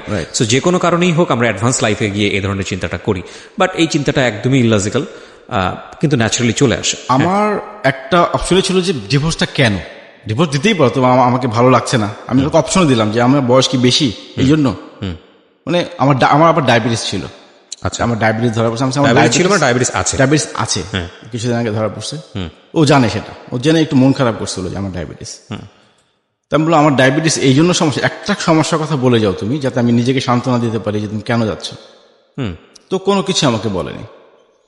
পেপারসে কি উল্লেখ করেছে? পেপারসে কিছু উল্লেখ নেই, পেপারস আমার কাছে আছে, পেপারসে কোনো কিছু উল্লেখ নেই, কোনো কারণ ছাড়া ডিভোর্স, কোনো কারণ ছাড়া ডিভোর্স। একটা কারণ তো থাকে পেপারসের মধ্যে, ওখানেও পেলাম না। তারপর ওর বান্ধবীদের সঙ্গে আমি কন্টিনিউ যোগাযোগ করার ট্রাই করলাম যে কেন, কেউ কোনো রিপ্লাই আমাকে দেয়নি। এবং ওদেরকে আমি টেক্সট করেছি যে একটা সময় তো তোমাদের প্রয়োজন, আমি ছিলাম তোমাদের পাশে, হেল্প তো করছি, সেই ইয়েতেও আমাকে একটু হেল্প করো। কিন্তু ওরা সিন করে করে আমার কোনো রিপ্লাই দেয়নি, বা কেউ কোনো ফোন পিকও করেনি। আমার তো জানতে হবে ব্যাপারটা কি আসলে, মাথার মধ্যে একটা কোশ্চেনই খালি কাজ করতেছে। ওর যে ফেসবুকের ইমেইল অ্যাড্রেস দেওয়া ছিল ওটা আমার ছিল, আমি তৈরি করে দিয়েছিলাম, ওটা চেঞ্জ করেনি কখনো। তো তখন চিন্তা করলাম যে ওর ফেসবুকে ঢুকলে তো কিছু একটা পেতে পারি, নিশ্চয়ই কারোর সঙ্গে জিনিসগুলা শেয়ার করেছে, কেন ডিভোর্স। তো কি করলাম, ওর ইমেল আইডি দিয়ে ফরগট পাসওয়ার্ড দিলাম, দেখি চলে আসলো। তারপর ওর মেসেঞ্জার লক করলাম, লক করে ইমেল আইডি চেঞ্জ করে দিলাম যাতে ও ঢুকতে না পারে ওখানে। আচ্ছা, লক করার পর যে জিনিসগুলো পেলাম, ব্যাপারটা হচ্ছে এরকম যে কেঁচো খুঁড়তে সাপ পাওয়ার মতো অবস্থা। মানে আমি আমার অ্যান্সার পেয়ে গেলাম। তারপর কি করলাম, আমি ওর ফেসবুকে আমাদের কিছু ছবি শেয়ার করলাম, এবং সুন্দর সুন্দর ছবি, যে ছবিগুলো মানে কোনো অড লুকিং না, দুজনের ছবি। আমরা দুজন ঘুরতে গেছি এক জায়গায়, সাগর পাড়ে বসে আছি, তারপরে সিলেট গেছি, নৌকায় ঘুরতেছি, জাস্ট এরকম কিছু ছবি আমি ফেসবুকে শেয়ার করি, ওর ফেসবুকে। ওরটাতে আমারটা তো সবাই ব্লক, আমারটা দিয়ে তো মানে ওর পাসওয়ার্ড দেখে আপনি কি আইডিটা তখন নিজের দখলে নিয়ে আমি নিয়েছেন? নিজের দখলে নিয়ে নিয়েছি। হ্যাঁ, আচ্ছা। আমি জাস্ট ইমেল অ্যাড্রেস চেঞ্জ করলাম, মোবাইল নাম্বার চেঞ্জ করে। তখন আইডিটা আপনার কাছে? হ্যাঁ। তারপর আমি কিছু ওয়েট করছিলাম যে ও যদি ফোন টোন দেয়, যে অ্যাটলিস্ট ছবি টবি কিছু দিও না। তা আমি করলাম কি, আমাদের যত সুন্দর সুন্দর কাপল ছবি, এবং ক্লোজ ছবি না, জাস্ট সাগর পাড়ে বসে আছি, সিলেটে নৌকায় ঘুরতেছি, এরকম কিছু ব্যাকগ্রাউন্ডের ছবি দিলাম, খাচ্ছি। তো দেখি সবাই খুব সুন্দর কমেন্টস করতেছে ছবির মধ্যে, কবে বিয়ে করলি, হানিমুনে কবে গেলি, কিছুই জানি না। আর ওইদিকেও রিপোর্ট করতেছে ওর ফ্রেন্ডরা, মানে ও বারবার আইডিটা রিপোর্ট করছে। কিন্তু রিপোর্ট করে কিছু করতে পারতেছে না, কারণ কমেন্টস ভালো ভালো কমেন্টস করতেছে ওখানে। পরে লাস্টে ওর বাবা ফোন দিল আমার বোনের নাম্বারে, ফোন দিয়ে বললো যে অ্যাটলিস্ট সবারই তো মান সম্মান আছে, আপনার ভাইকে বলেন ছবিগুলো যাতে না দেয়, আইডিটা বন্ধ করতে বলেন। তো আমার বোন আমাকে বলে দিল এই ছবি দিও না, বাদ দাও। তো আমি পরে আইডি লক করে দিলাম। আমার উদ্দেশ্য ছিল যে তুমি এতদিন আমার সঙ্গে এরকম, কেউ জানে না, ওর বাসায় জানে না, ওর কোনো ফ্রেন্ড সার্কেলও জানে না যে ও বিয়ে করছে। অ্যাটলিস্ট এতটুকু জানুক, একটা কোশ্চেনের সম্মুখীন হও যে তুমি বিয়ে করছো কি করো নাই। এগুলো ডিভোর্সের পরে, পেপারস পাওয়ার পরে? ডিভোর্সের পেপারস পাওয়ার পরে। আচ্ছা। পরে যে সাগর পাড়ে গেছো তুমি, নিশ্চয়ই বিয়ে করছো, আর যদি বিয়ে না করে যাও তাহলে তো ব্যাপারটা আরেকটু খারাপ। আমার ইন্টেনশন ছিল এটা, যে একটা কোশ্চেনের সম্মুখীন হও। অনেক আছে না, অনেক অড লুকিং ছবিগুলো দেয়, আমি ওগুলি কিছুই দেইনি। জাস্ট আমার উদ্দেশ্য ছিল যে ও যে বিয়ে করছে এইটার উদ্দেশ্যে তো আমার কাছে ব্যাক করে, যে একটা কোশ্চেনের সম্মুখীন হয়ে ঠিক আছে আমি ব্যাক করছি, বা ফ্যামিলি যাতে ব্যাক করে। তো দেখলাম যে না, ছবি টবি সব বন্ধ করে দিলাম ওই সময়। তারপর জানতে পারলাম ওই মেসেঞ্জারে যে টেক্সটগুলা, বান্ধবীর সাথে কি কনভারসেশন, দাদার সাথে কি কনভারসেশন, দাদার ফ্রেন্ডের সাথে কি কনভারসেশন, আস্তে আস্তে সবই জানতে পারলাম। আমি এখানে শুরু করব, ওই যে অঙ্কুরের কথা বললাম, ও একটা ভার্সিটিতে অঙ্কুরের সঙ্গে যুক্ত ছিল, ওখানে এক বড় ভাইয়ের সাথে তার রিলেশন 2013 সাল থেকে। এটা আমি আগে দেখিনি কখনো, জাস্ট ওই দিন দেখলাম। লাস্ট নক ছিল ফেব্রুয়ারিতে। তো দাদা উনার সাথে আমার কখনো পরিচয় হয়নি। ওই অঙ্কুরের সব বড় ভাইদেরকে আমি চিনি, আমার সাথে খুব ভালো রিলেশন। কিন্তু যার সাথে ওর অ্যাফেয়ার ছিল, বা অ্যাফেয়ার বা পরকীয়াই বলবো আমি, যেহেতু আমার সাথে রিলেশন ছিল তখন, 2013 সাল থেকে তাদের মধ্যে মনোমালিন্য হচ্ছে, আবার ঠিক হচ্ছে, সে একবার ভুল বুঝতে পারতেছে।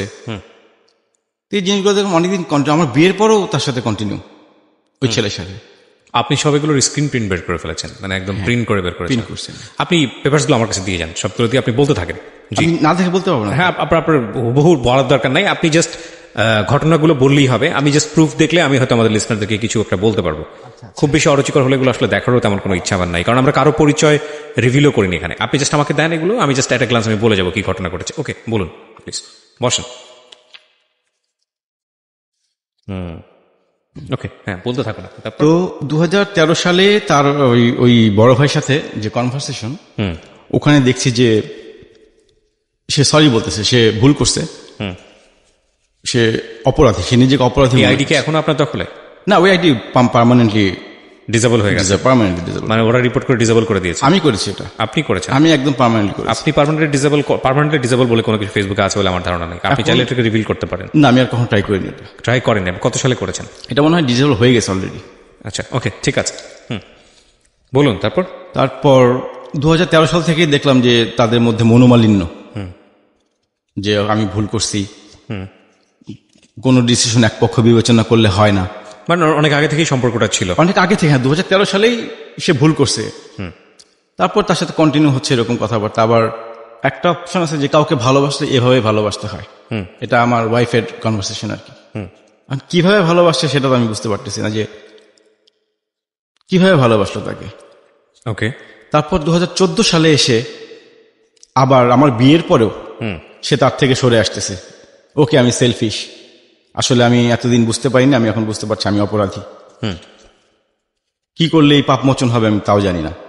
আমার বিয়ের পরের কনভারসেশন এগুলা স্টিল নাও তার সাথে যোগাযোগ আছে। এইটা একটা। ওকে। তারপর দাদার সাথে যে কনভারসেশন গুলো দেখলাম, ওগুলো দেখে তো সে আমার সাথে যে কনভারসেশন গুলো করতো ফার্স্ট টাইমে, সেম কনভারসেশন। আরেকবার যদি একটু মনে করিয়ে দিই, এই দাদাটা যেন কে ছিল? দাদা হচ্ছে ওর কলিগ, ওর ভার্সিটির কলিগ, সিনিয়র, এবং দেখতে যথেষ্ট সুন্দর। তো ওই দাদার সাথে কনভারসেশন গুলো দেখলাম, সেই আমার সেম কনভারসেশন, আমার সাথে যে কনভারসেশনে কথা বলতো সেম। আরেকটা মজার ব্যাপার হচ্ছে দাদার বার্থডে ছিল 30 তারিখে, ডিসেম্বর 30 তারিখ। ওই দিন দাদার আসার উদ্দেশ্য ছিল সে তাদের ইনভাইট করেছিল, ওকে, আমার ওয়াইফ, যে তাদেরকে খাওয়াবে। এটা আমি পরে মেসেঞ্জারে জানতে পারলাম। এবং 29 তারিখে সে দাদার বাসায় ছিল, মানে দাদার বাসা থেকে সে রাত 9:30 সময় বের হয়, কনভারসেশন সবই আছে, এবং অন্য কেউ যায়নি ওর সাথে। আমি জিজ্ঞেস করলাম কে, মানে ওই দিন গেছিলাম কেন, কলিগরা মিলে গেছিলাম। কোন কোন কলিগ ছিল নাম বললো, ওনারা একজনও যায়নি। তো এভাবে ওকে জিজ্ঞেস করলাম পরে যে দাদার বাসায় কেন গেছিলাম, বললো যে এমনি গেছিলাম, দাদার বাসাটা সুন্দর, আবার যাবে, এরকম বেশ কিছু। তখন তো আর আমার বুঝতে কিছু অসুবিধা হলো না যে আসলে দাদার সাথে সে একটা রিলেশনে জড়িয়ে পড়েছে। এদিকে দাদাও অ্যাপ্লাই করেছে চায়নাতে হায়ার স্টাডিজের জন্য, দাদারটা হয়ে যায়, এবং ওদের প্ল্যান ছিল ওরা একসাথে অ্যাপ্লাই করেছে। আচ্ছা, ওরা একসাথে অ্যাপ্লাই করে চায়নাতে। এগুলো তো আপনি ইনভেন্ট করলেন কবে? ডিভোর্সের আগে? ডিভোর্সের পরে, আমি সব ডিভোর্স পরে জানতেছি। আমি তো ডিভোর্স আগে কিছু জানতাম না। পরে জেনেছেন আপনি ফেসবুক ঘেটে? ফেসবুক ঘেটে, জি, মেসেঞ্জার ঘেটে। যে আমার তো জেনে লাভটা কি বলেন তো? জেনে লাভ হচ্ছে পরে আসলে আমার তো জানতে হবে যে ডিভোর্সটা কেন, আমার ফল্টটা কি। ঠিক আছে, হ্যাঁ, আমার কি ফল্ট, আমি কি করলাম, এতদিন তুমি আমার সাথে সম্পর্ক করলা, আজকে একটা বিনা কারণে চলে যাবা, একটা কারণ দেখিয়ে যেত আমাকে। ওর বান্ধবীর সাথে কনভারসেশন গুলো দেখলাম, ওখানেও কোনো কজ নাই কেন আমাকে ছাড়ছে। ওকে, যে আমাদের মধ্যে সবকিছু ওকে ছিল, আমি ওকে না জানায় ডিসিশন নিছি, এরকম। একটা বার তো আমি জানতে পারতাম ডিভোর্সের আগে যে তোমাকে আমার ভালো লাগতেছে না, তোমার সঙ্গে মানাতে পারছি না, কিছুই বলেনি।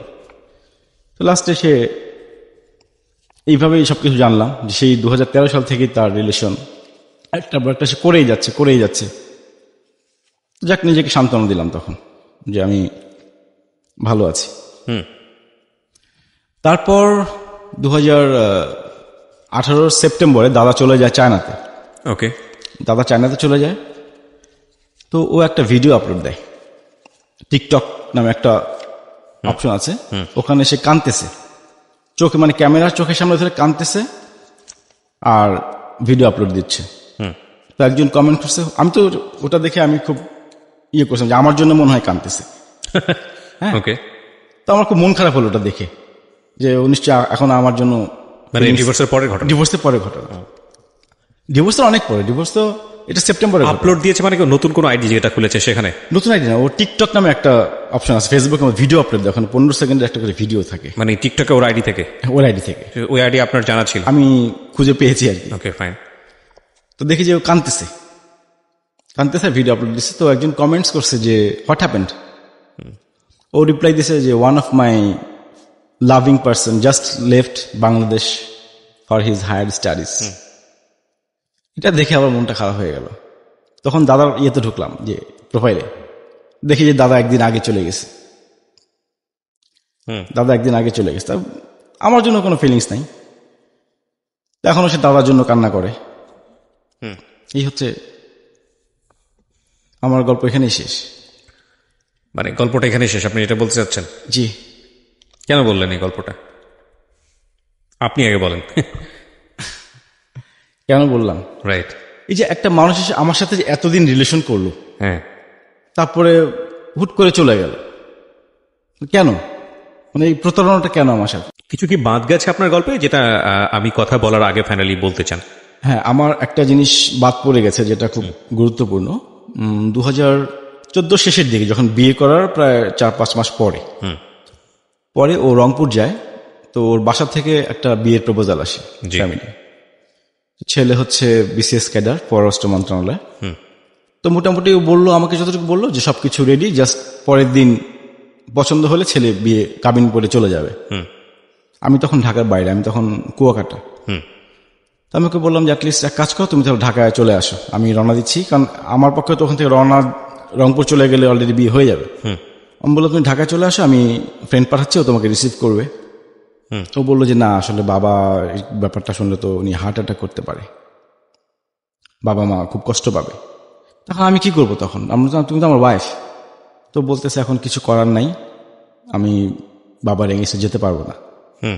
তখন আমি বললাম তো এক কাজ করো, যদি এরকম কিছু হয় অ্যাটলিস্ট আমাকে একটা ডিভোর্সের পেপারস পাঠিয়ে দিও কোথাও থেকে, যাতে বিয়েটা বৈধ হয়। তো বলে যে ঠিক আছে তাই। কিন্তু পরবর্তীতে শুনলাম যে বিয়েটা হয়নি। হয়নি সেটা জানি না, ও চেষ্টাও করেনি বিয়ে ভাঙার জন্য। ওর জাস্ট ছিল, মানে ও আমার মুখ থেকে বের করবে যে কি করবে। তো আমি আমার অপশন দিয়ে দিয়েছিলাম যে অ্যাটলিস্ট যদি বিয়ে হয়েই যায় তাহলে তুমি একটা পেপারস পাঠিয়ে দিও আমাকে ব্যাকডেট দিয়ে। আপনার এই ডিভোর্সের ঘটনাটা, মানে পেপারসের ঘটনাটা কত সালে? এই 2018 সালে, তাই? 2018 জানুয়ারি 21 তারিখ। মানে এরপরে আপনার প্রায় 10-11 মাস কেটে গেল। 10-11 মাস। এই 10-11 মাসের কন্ডিশনটা কি, অবস্থাটা কি? 10-11 মাসে আমার আর চিন্তা ভাবনা নাই এরকম। মানে ও যোগাযোগ হয়েছে ওর সঙ্গে? ওর সঙ্গে যোগাযোগ করতাম, চেষ্টা করেছিলাম যোগাযোগ। আমি এমনও বলেছি ওকে যে পেপারসটা ছিঁড়ে ফেলবো 3 মাসের মধ্যে, 3 মাসের মধ্যে পেপারসটা ছিঁড়ে ফেলবো। ও তাও রাজি হয়নি। পেপারস তো আপনি ছিঁড়ে ফেলতে হবে না, পেপারস তার ছিঁড়ে ফেলতে হবে। সেটাই বলছি, পেপারস ছিঁড়ে ফেলে আমরা ছিঁড়ে ফেলা বলতে সে উইথড্র করতে হবে। হ্যাঁ, উইথড্র করতে, সেটাই বলেছিলাম যে দরকার পেপারস ছিঁড়ে আমরা আবার নতুন করে শুরু করবো, ফ্যামিলিগত হবে। ওর এক কথাই ছিল যে না, ও রাজি হবে না। তারপর আমি ওর ভার্সিটিতে টিচারের সঙ্গে একটু আলাপ করি একদিন ওর টিচার, যে টিচারের কথা আমাকে বলতো সবসময়, ম্যাডাম, ওনাকে একদিন ফোন দিই। তাই আমি বললাম আমি ওর হাজবেন্ড বলছি। ওর হাজবেন্ড বলছেন, হাজবেন্ড বলতে কি বলছেন আপনি? আমি বলছি জি। ও তো আনম্যারিড, ওর সিভিতে তো তাই দেখলাম, তো বিয়ে করেন, আপনি বিয়ে করছেন কবে? আমি বললাম ম্যাডাম আমরা 2014-তে বিয়ে করি। 14-তে বিয়ে করি। বলে ও তো বলেনি কাউকে এই জিনিসগুলো, ও বলছে যে বয়ফ্রেন্ডের সাথে ব্রেকআপ হয়েছে এরকম কিছু।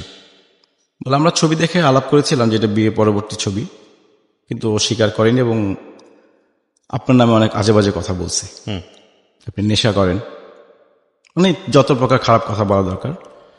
তো আমি একদিন ম্যাডামকে রিকোয়েস্ট করলাম, ম্যাডাম আমি একটু আপনার সঙ্গে দেখা করবো অফিসের বাইরে, এখন 5টা মিনিট সময় দিবেন আমাকে।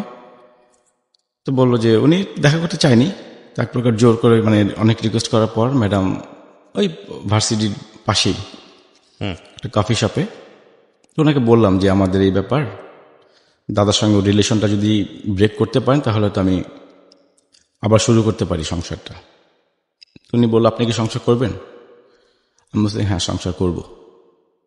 তো উনি বললো তাহলে কাজ করি, আমি আমার হেডের সাথে কথা বলি, কালকে আপনি অফিসে আসেন ফিজিক্যালি। তো পরের দিন অফিসে যাওয়ার কথা ছিল যে উনি, মানে হেড যদি কিছু করতে পারে এই ব্যাপারে, দুজনের মিউচুয়াল করা যেতে পারে। তো পরের দিন ওর বাবা ফোন দিল বাসায় যে আমি যাতে অফিসে না যাই, যে অফিসে গেলে হয়তো চাকরি সমস্যা হতে পারে। তো আমি আর পরে গেলাম না, যেটা আমরা ফ্যামিলিগত হয়ে মিউচুয়াল করবো। যখন ফ্যামিলিগত হয়ে মিউচুয়াল হবে তখন তো আর কিছু করার থাকে না। এরপর আর বসা হয়নি ফ্যামিলিগত ভাবে। আমি ওকে এমনও বলেছিলাম যে তোমার কাবিনের টাকা চাই কিনা, তো বলছে না কাবিনের টাকা চাই না।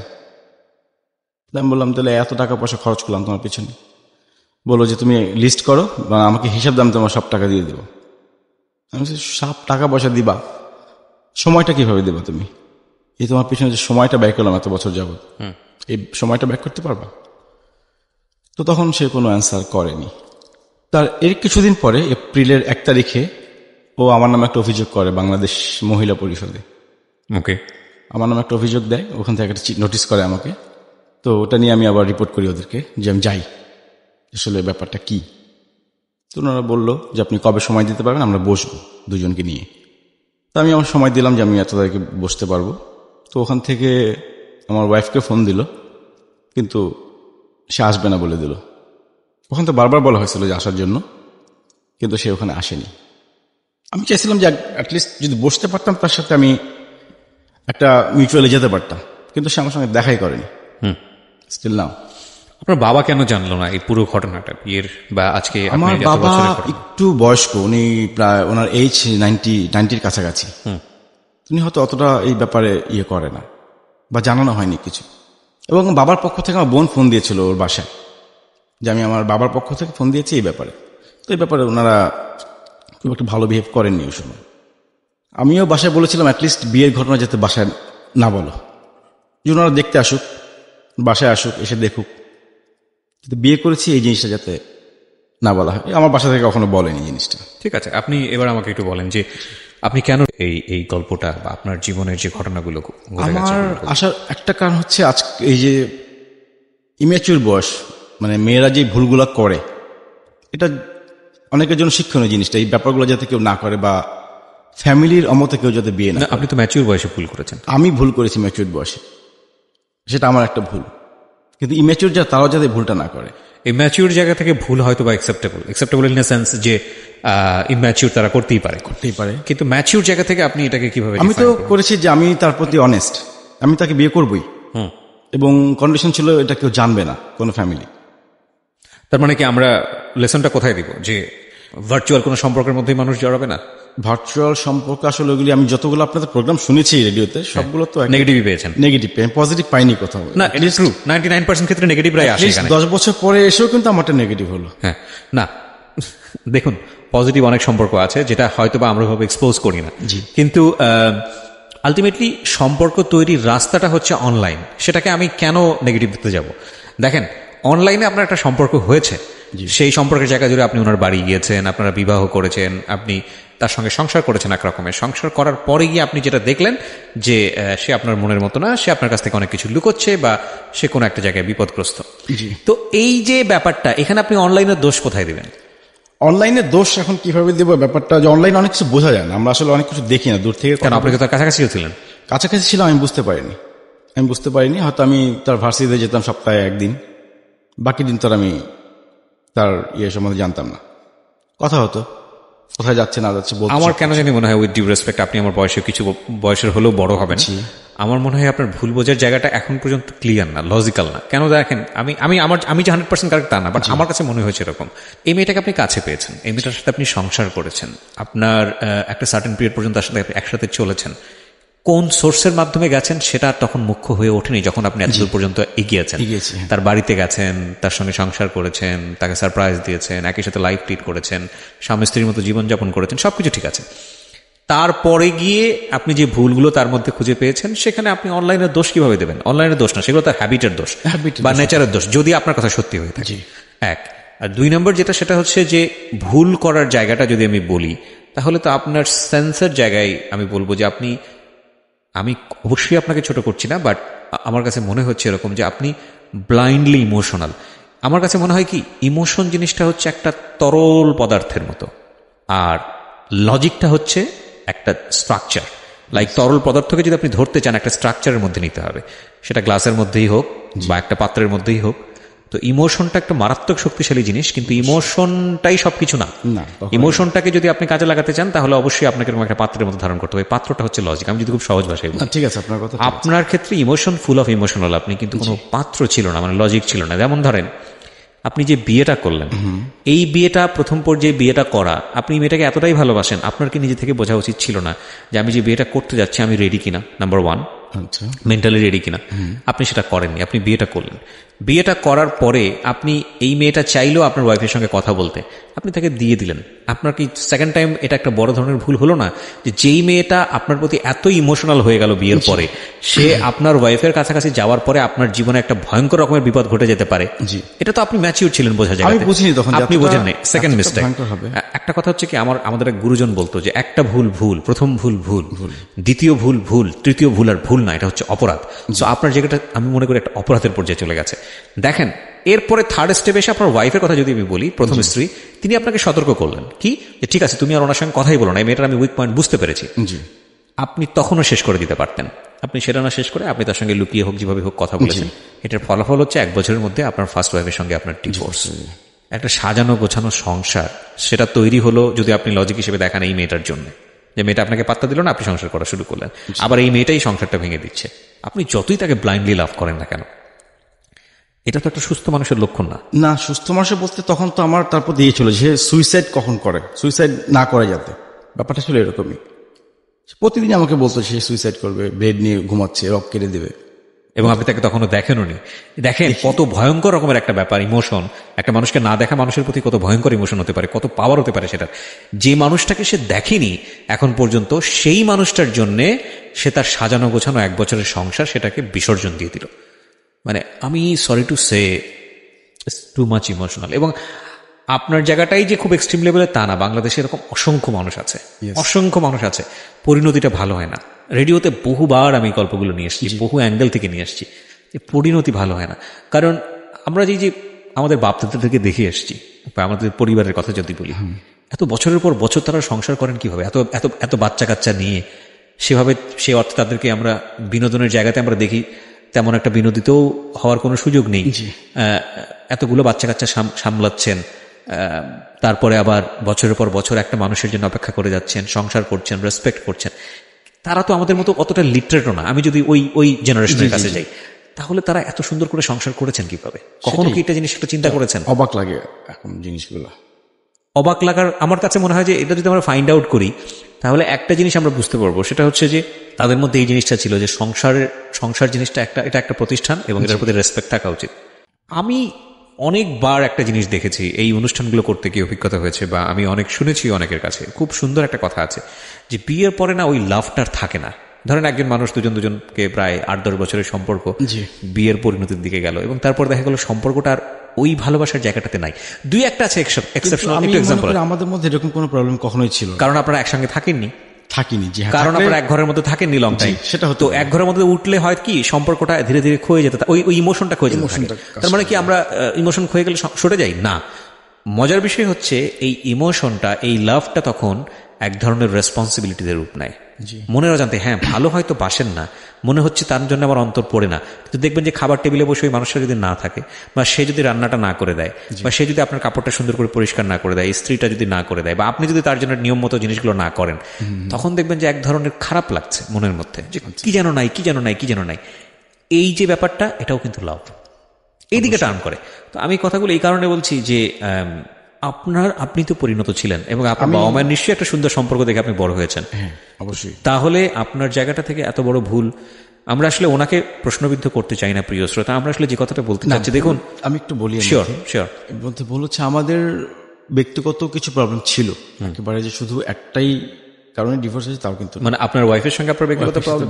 কিন্তু আমার কেন জানি মনে হয় যে সম্পর্কের এই যদি অল্টারনেটিভ অপশনটা না থাকতো, তাহলে আমি নিজে মনে হয় না যে ডিভোর্সটা হতো। আমি নিজেও স্বীকার করি ডিভোর্সটা হতো না। এক্স্যাক্টলি, এটা আমি স্বীকার করি। এটা আমি খুব মনে করে বিশ্বাস করি যে একটা সেপারেশন, মানে ধরেন একটা সম্পর্কের মধ্যে সেপারেশন হওয়ার একটা ব্যাপার চলে এসছে, সেটা যদি এরকম হয় যে ওখানে তৃতীয় পক্ষের কেউ নাই যার উপর ডিপেন্ড করার মতো, বা সেপারেট করে অন্য একটা ছেলের সাথে ইনভলভ হওয়া বা অন্য একটা মেয়ের সঙ্গে ইনভলভ হওয়া, যতক্ষণ পর্যন্ত এই অপশনটা ক্রিয়েট না হয় ততক্ষণ পর্যন্ত এই সম্পর্কটা বারবার জোড়া লাগার সুযোগ থাকে। অবশ্যই আমি এটা স্বীকার করছি যে আসলে ওই সময়ের সাথে যদি আমার যোগাযোগ না হতো তাহলে সম্পর্কটা হয়তো কন্টিনিউ। আপনি এত সহজে সিদ্ধান্ত নিতেও পারতেন না বিয়ের পরে, যে ঠিক আছে ডিভোর্স হয়ে যাচ্ছে 1 বছরের মাথায়, যেখানে আপনি বারবার এই মেয়েটাকে জোড়া লাগানোর জন্য যোগাযোগ করেছেন, ও করেছে, বিকজ অল্টারনেটিভ অপশন নাই। আপনার কথা যদি সত্য হয়ে থাকে যে এই ভদ্রলোক দাদাকে যাকে বলছেন, সে তার জীবনে এসছে, এইটা যদি অপশনটা যদি না থাকতো তাহলে হয়তো ওর জন্য এতটা শক্তিশালী অবস্থানে যাওয়ার সুযোগ হতো না। তো এটা আসলে আমরা গেস করি, মানে তৃতীয় পক্ষ কেউ একজন থাকলে এটা সহজ হয়।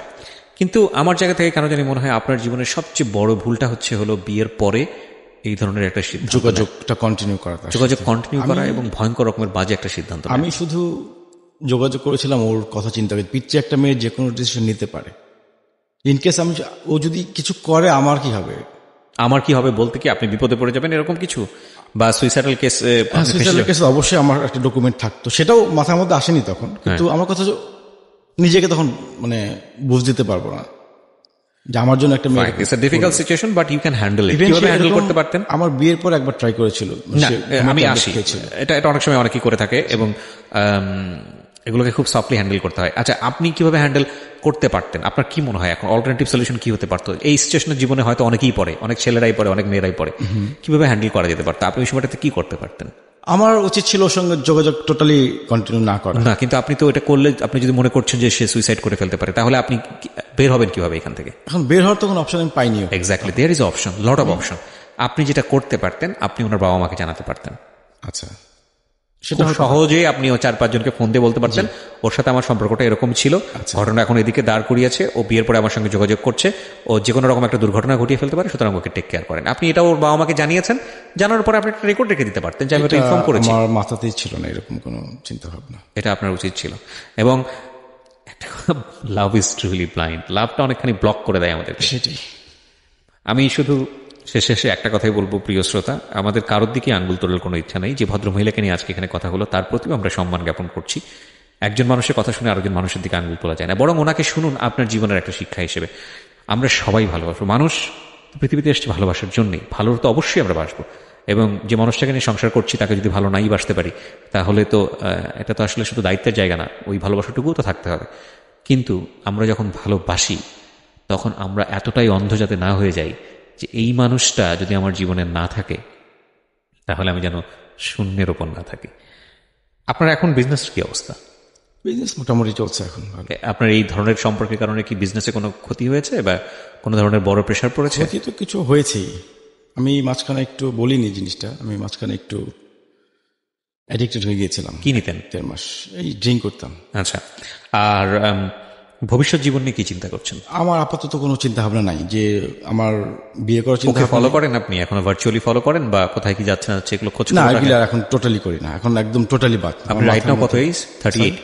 38 আপনার বয়স? বর্তমান 38।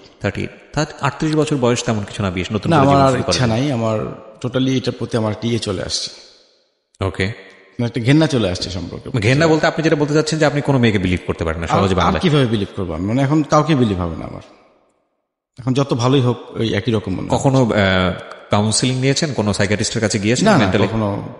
You should try. আমি নিজে এগুলো ভালো বুঝি। এটা একটা আর একটা বড় আমরা প্রত্যেকটা মানুষই এই জিনিসটা জানি, এটা জানি, কিন্তু আমাদের মনে করি যেটার প্রয়োজন নাই। আমি জানি তুমি ভুল করেছি না, কিন্তু সাইকিয়াট্রিস্টের কাছে গেলে এই ধারণাটা ভুল ভাঙে।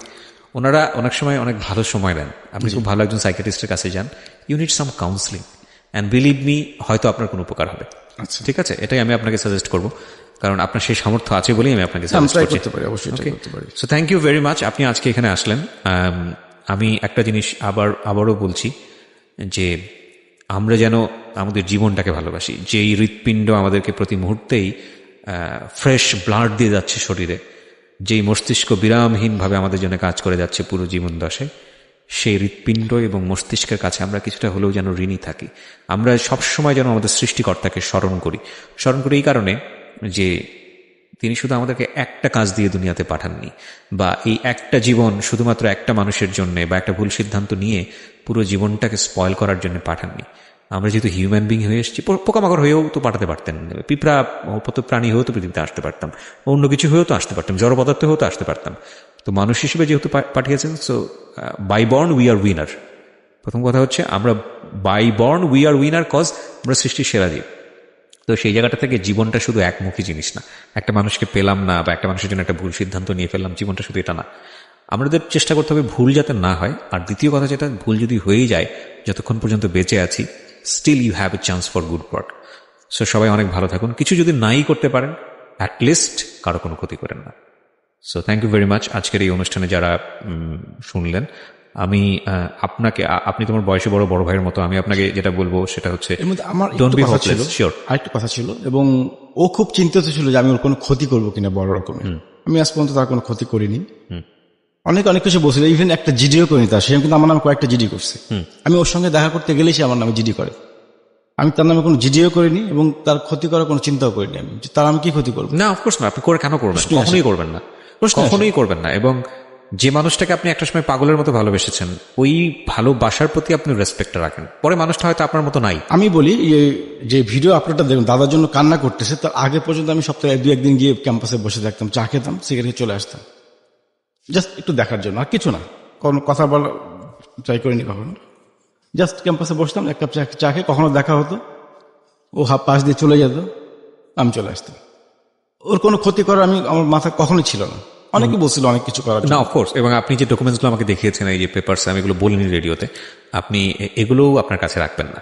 এগুলো না, আমি ছিঁড়ে ফেলবো। আপনি আজকের পরে এগুলো ছিঁড়ে ফেলবেন। এবং শুধু এগুলো না, ওর কোনো ডকুমেন্টস যেটা আপনার অ্যাবসেন্সে ক্ষতি হতে পারে এরকম কোনো ডকুমেন্টস আপনি আপনার ডিভাইসগুলো না, সব ছবিটা সব ডিলিট করে এবং ফেলছি। যে স্ক্রিনশটগুলো আপনি আমাকে দেখাতে চেয়েছেন সেনসিটিভ বিষয়গুলো, ওগুলো আপনি রাখবেন না। না। আমি আপনাকে রিকোয়েস্ট করবো, কারণ একটা জিনিস কি, ধরেন আপনি হয়তো কোনো কারণে আজকে হয়তো মারা গেলেন, সাপোজ, আপনার ডিভাইসগুলো হয়তো অন্য কারো হাতে চলে গেল, বা এগুলো কিডন্যাপ হলো, বা এগুলো চিন্তাই হলো, পরবর্তীতে হয়তো তার একটা বড় ক্ষতি আমি হয়ে গেল। এগুলো শুধু ওর একটা ফ্রেন্ডকে পাঠাইছি, ওর যে বান্ধবী, ক্লোজ বান্ধবী, ওকে শুধু জানানোর জন্য, কিন্তু সেও কোনো রিপ্লাই দিচ্ছে না। আমরা খুব সফটলি না, যখন খুব বিপদগ্রস্ত হয়ে যাই, যখন খুব হোপলেস হয়ে যাই, যখন কিছুই করার থাকে না, তখন আমরা চারদিকে হাত বাড়াই যে কেউ যদি আমার দিকে একটু সিম্প্যাথি দেখাতো। আপনি বেসিক্যালি যে কাজগুলো করেছেন সেগুলো আপনার সিম্প্যাথি পাওয়ার জন্য, যে ওর ফ্রেন্ড অন্তত আপনার পক্ষে কথা বলুক, কেউ অন্তত আপনাকে একটু কথা বলার জন্য। বিগ মিস্টেক হচ্ছে হলো, ফ্রেন্ড তো তারই, সে তো আপনার সাথে কথা বলবে না। আমি বলিনি আমার পক্ষে কিছু করার জন্য, জাস্ট আমি একটু জানতে চাচ্ছিলাম যে একটু বোঝাও, একটু বোঝাও। একটা বান্ধবী যদি ওকে একটু বোঝাতো, আমার ধারণা হচ্ছে ব্যাক করতো আমার লাইফ। আমার মনে হয় বেস্ট পলিসিটা এই সময় হচ্ছে চুপ করে যাওয়া, তাকে কিছু কথা বলে যে ঠিক আছে আমি জানি তুমি এখন আর বুঝবা না, বা বিষয়টা এরকম। আমি বলছি তাকে যে তুমি এখন ঘরের মধ্যে আছো, এখন যা কিছুই বলি তোমার ভালো লাগবে। হ্যাঁ, ভালো লাগবে না, ঠিক আছে, আমি স্টপ হয়ে যাচ্ছি, এখানে আমার কিছু করার নেই, যতই মুভ করবো আমি, তুমি তত তোমার খারাপ লাগবে, সো আমি বিং স্টপড রাইট নাও। তুমি যেটা করতে পারো তুমি মুভ করো, মুভ করার পরে তোমার জন্য যদি মনে হয় যে না, you are doing mistake, you are doing error, or you are doing wrong, whatever it is, তুমি যদি ফিরে আসতে চাও, আমি আছি তোমার জন্য। So thank you very much. শুনছেন জীবন গল্প, প্রত্যেকটা গল্পই আমাদের জন্য অনেক শিক্ষণীয়। আজকের এই গল্প থেকেও সবসময় মনে রাখতে হবে, যে কোনো সম্পর্কে গেলেই আমরা যেন এতটুকু জড়িয়ে না যাই যতটুকু জড়িয়ে গেলে নিজেকেই খুঁজে পাওয়া যায় না। অনেক ভালো থাকুন।